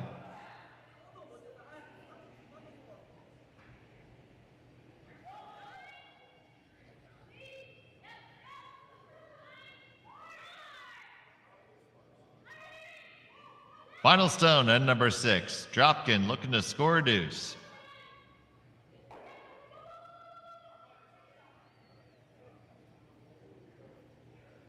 Sweepers are close. They're just kind of escorting this down the ice. It may be just a touch heavy. And it is, so it's only going to be a single for Korey Dropkin here. And we're tied up after at 5 after 6. We'll be back with the 7th end here on Curling Stadium.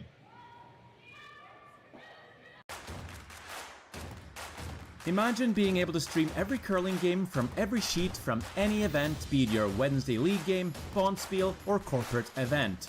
Curling Stadium offers an all-inclusive streaming solution featuring high-quality cameras, ease of use, great reliability, and minimal installation.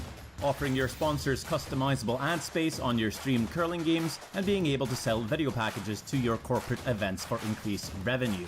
With Curling Stadium, you can stream to any device, be it your mobile phone, tablet, or computer. Push the feed to your desired platform, be it Facebook, YouTube, or any other social media. Curling Stadium is simply the way forward. Where it's commonplace in other sports to televise every game, we want to do the same. Curling is a global sport, and it's time it gets the coverage it needs. Make your curling club the next Curling Stadium. Well, what do y'all think? Too blue? Not blue enough? Try this. Makes your eyes pop. This could be our best yield yet. And didn't we get this seed at a great financing rate? Yeah, we did. Iced tea? Great idea. Let's talk more about next year. I got some thoughts. And I've got some numbers. Nutrien Financial, financing that's in the field with you. SaskTel Be Kind Online wants to stop cyberbullying. Want in on the action? We award up to $1,000 for youth initiatives that help spread kindness and prevent bullying. What great idea do you have to help stop bullying? SaskTel can help. Go to BeKindOnline.com and apply for a grant today. Together, we can make a difference.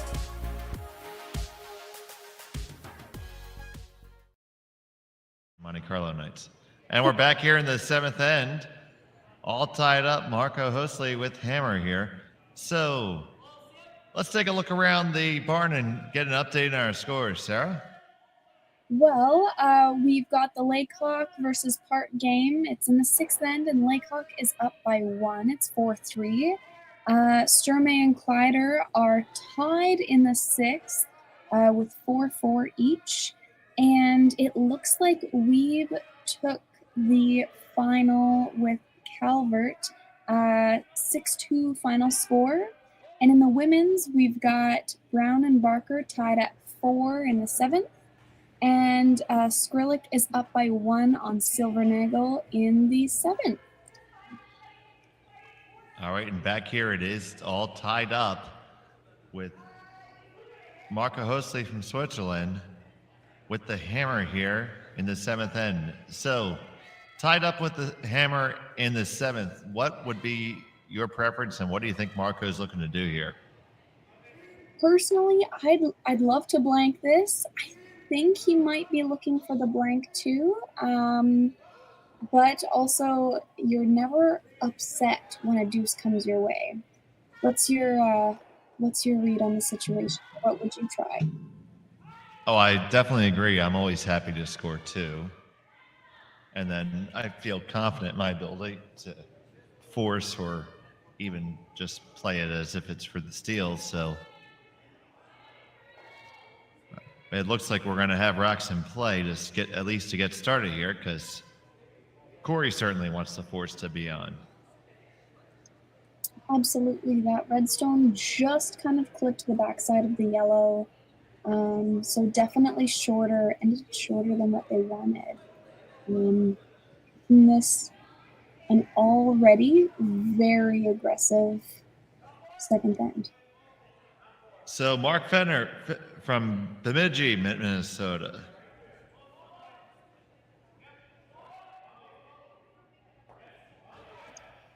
I've got to tell you, I absolutely love traveling in Minnesota. I know most people wonder why or how come, and I'm like, man, taking the train from Minot, North Dakota to St. Paul's, fantastic trip, and everyone should do it.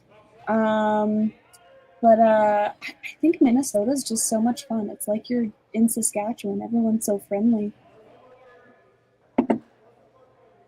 I do make it a point to bonspiel almost every year at the Four Seasons Curling Club in Blaine over the summer. The Blazing Brooms they hold there annually. Fantastic. We see a great peel shot here. Just took the top one. I think they only wanted to take that top one. And we'll see it being replaced. Yeah, Minnesota, a nice place to visit in the summertime, although I have found that those 10,000 lakes seem to come with 10,000 mosquitoes. That is fair. That is fair.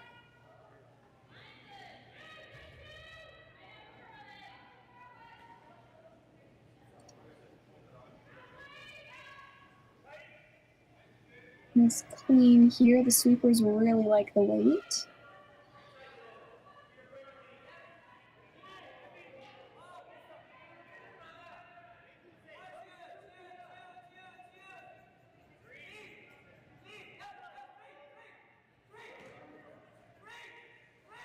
I think it came deeper than what they wanted. They were looking for a 2, and this slid as a 3, making it a little bit easier for Hoesli to move quite a few yellows on this one. If they lose some reds, I think they're fine with that, but they're signaled at the run. Yeah, I definitely agree. It looks like they're lining up how to make optimal use of this opportunity, because there's no guarantee of another half shot coming their way. Isn't that the truth? I mean, we were talking, I don't know if it was the 4th or 5th end, about just how fantastic both of these teams are. So if you get just a half miss out of a team, you really want to take advantage of it. Simon Glore with the takeout attempt. Get one, and will you get the other one out the side door? Will it not spin back? Yes. Great shot. For those of you joining us later in the game, we've seen a few of those just spin right back into the rings this game. There was one, we definitely thought it was a goner shot, and it spun back in to actually be a substantial counter. So definitely not out of the realm of possibilities that one would have spun back in.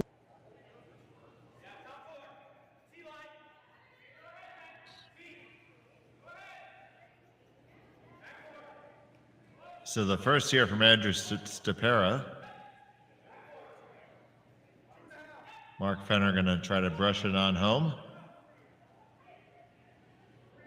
And it's going to tap their stone up to be second shot. So they lie first and third right now. And it looks like another run back is on the way and should be able to remove both of those yellows, don't you think? I think so. I think if you hit this, Not nose, but close to nose. You can get both those yellows. I think they're calling for it to go essentially where the middle yellow is going to go across the top of the second yellow, just to avoid any possibility of a jam. And Yeah, then it definitely looks like the safer way to go. your red might also just kind of flop under your guard there too, which would be a fantastic outcome. Trying to hold it hard for line here, all the way. Get one and both of them, and you're even going to hold the run stone. Nicely made, and now it is Team Hoesli sitting the 2. That is fantastic.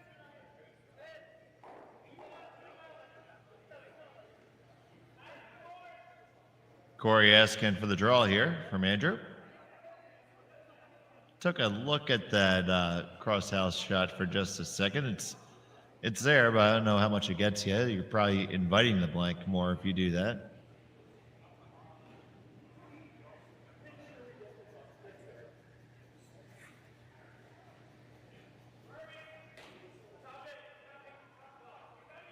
Howell and Fenner trying to get this one on down. They are having to drag it to get it to go.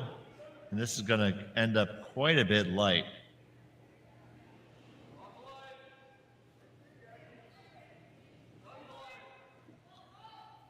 So just that quickly, opportunity is coming knocking for Marco Hoesli.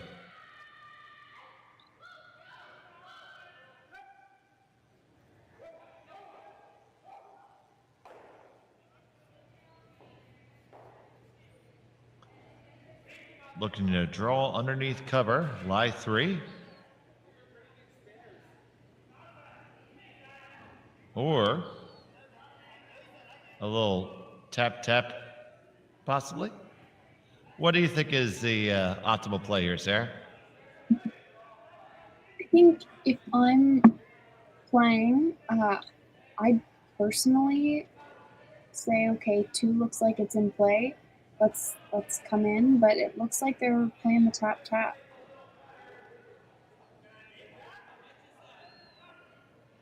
Oh no, it's now back to the draw. Perfect. I think personally that's what I would throw, but I can definitely say that these teams make a lot more shots. So oh, cleaning the stone, maybe something.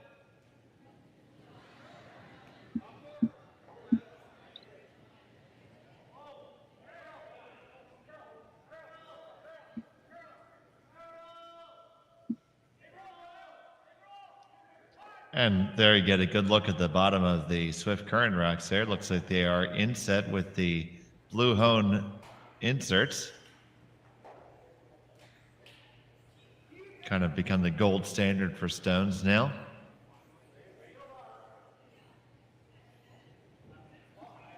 Absolutely. I mean, granite's so expensive.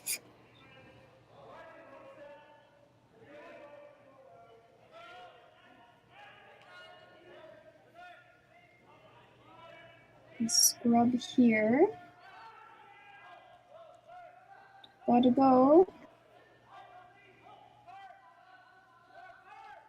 So a little shorter than they may have liked, but they still lie 3.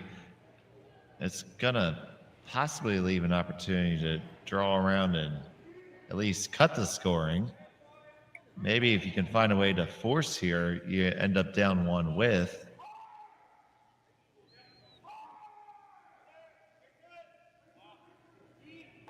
I agree. I think potentially that intern draw is looking decent, but they are looking at how this lines up too. Yes, for me, I kind of like the intern draw and freeze in there. You're not going to get shot stone out of it, but you're going to make it a lot more difficult to score multiple points. These are a lot of angles. I see a slide rule coming out. There's some sine and cosine and tangents being calculated.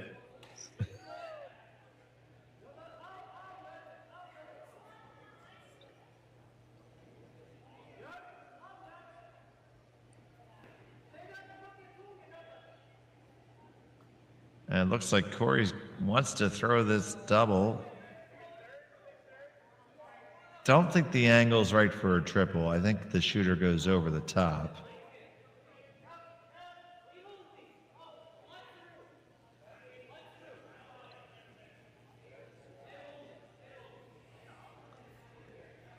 Got to hit most of what you can see here.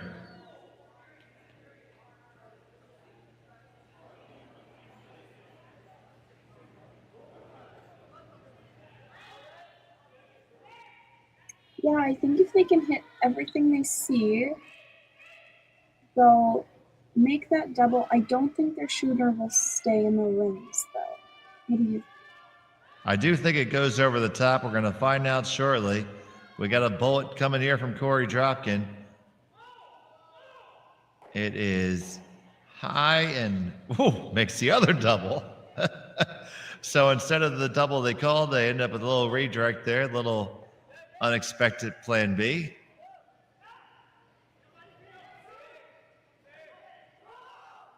Now, is it the draw, or are we playing the hit and roll? First instinct is the draw. Does leave a yellow raise back though.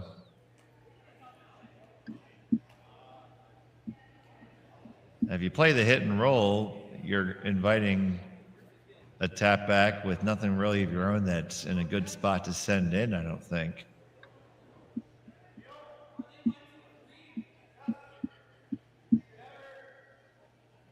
So the call is the draw, just nibbling the top four, making it in such a way that be difficult to make a run double on it.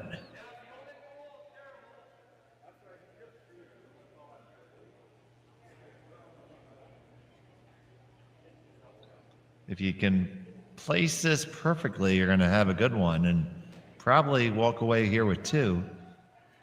If not, it's going to be a force. So this will probably determine our score for the end right here. Nice and easy weight. Sweepers are on it right away.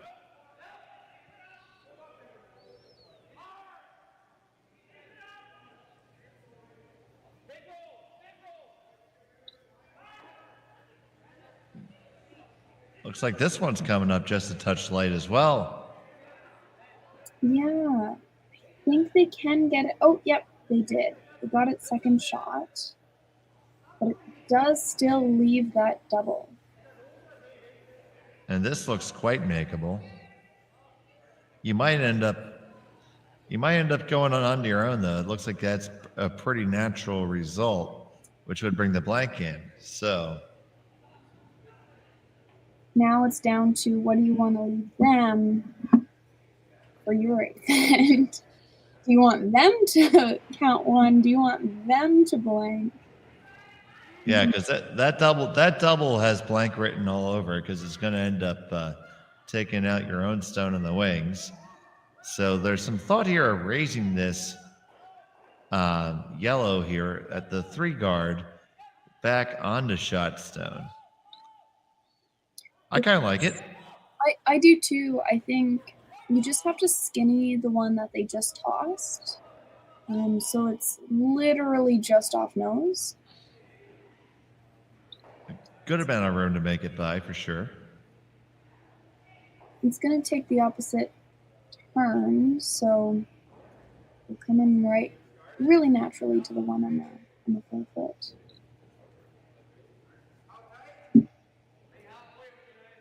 And this shot's definitely a big risk-reward type shot. That's often the playbook for Team Dropkin, playing aggressively. Let's see how it pans out.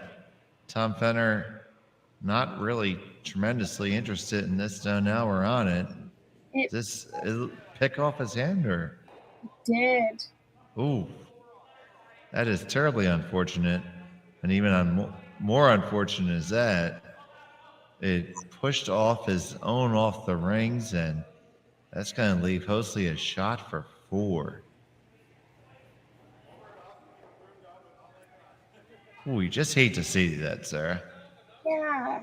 I mean, it's one of those things where you just never want it to happen to you. And he had noticed earlier in the end, Team Hoesli cleaning something meticulously around that hack area. Yeah, I wonder if, maybe something like a fingerprint or something. I honestly, I don't know. But yeah, it definitely pricked just out of his hand. Oh boy. So, Marco Hoesli, final shot, trying to make 4.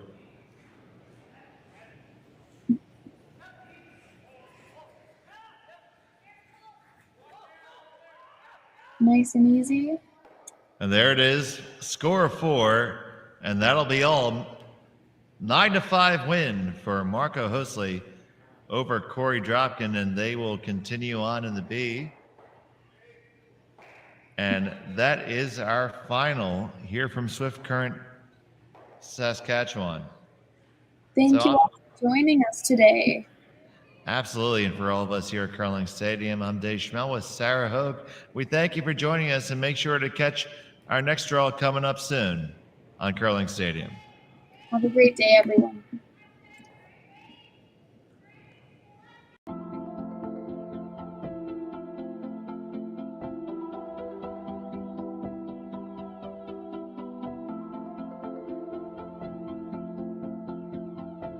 We feed the world with Nutrien, and a large portion of what our job is to get fertilizer out with the carriers so they can get directed to the farms or to the different retail locations. We know that if we don't have the answer to something, we're not afraid to reach out because we have support from everyone. We've got a really good team behind us.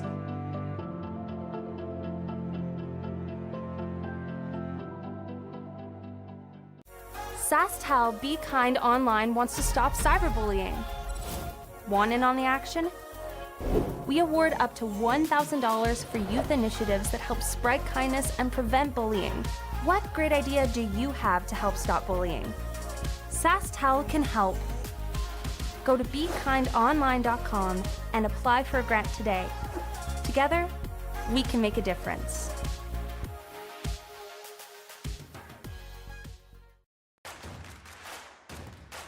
Imagine being able to stream every curling game from every sheet from any event, be it your Wednesday league game, bonspiel, or corporate event. Curling Stadium offers an all-inclusive streaming solution featuring high-quality cameras, ease of use, great reliability, and minimal installation. Offering your sponsors customizable ad space on your streamed curling games and being able to sell video packages to your corporate events for increased revenue. With Curling Stadium, you can stream to any device, be it your mobile phone, tablet, or computer. Push the feed to your desired platform, be it Facebook, YouTube, or any other social media. Curling Stadium is simply the way forward. Where it's commonplace in other sports to televise every game, we want to do the same. Curling is a global sport, and it's time it gets the coverage it needs. Make your curling club the next Curling Stadium.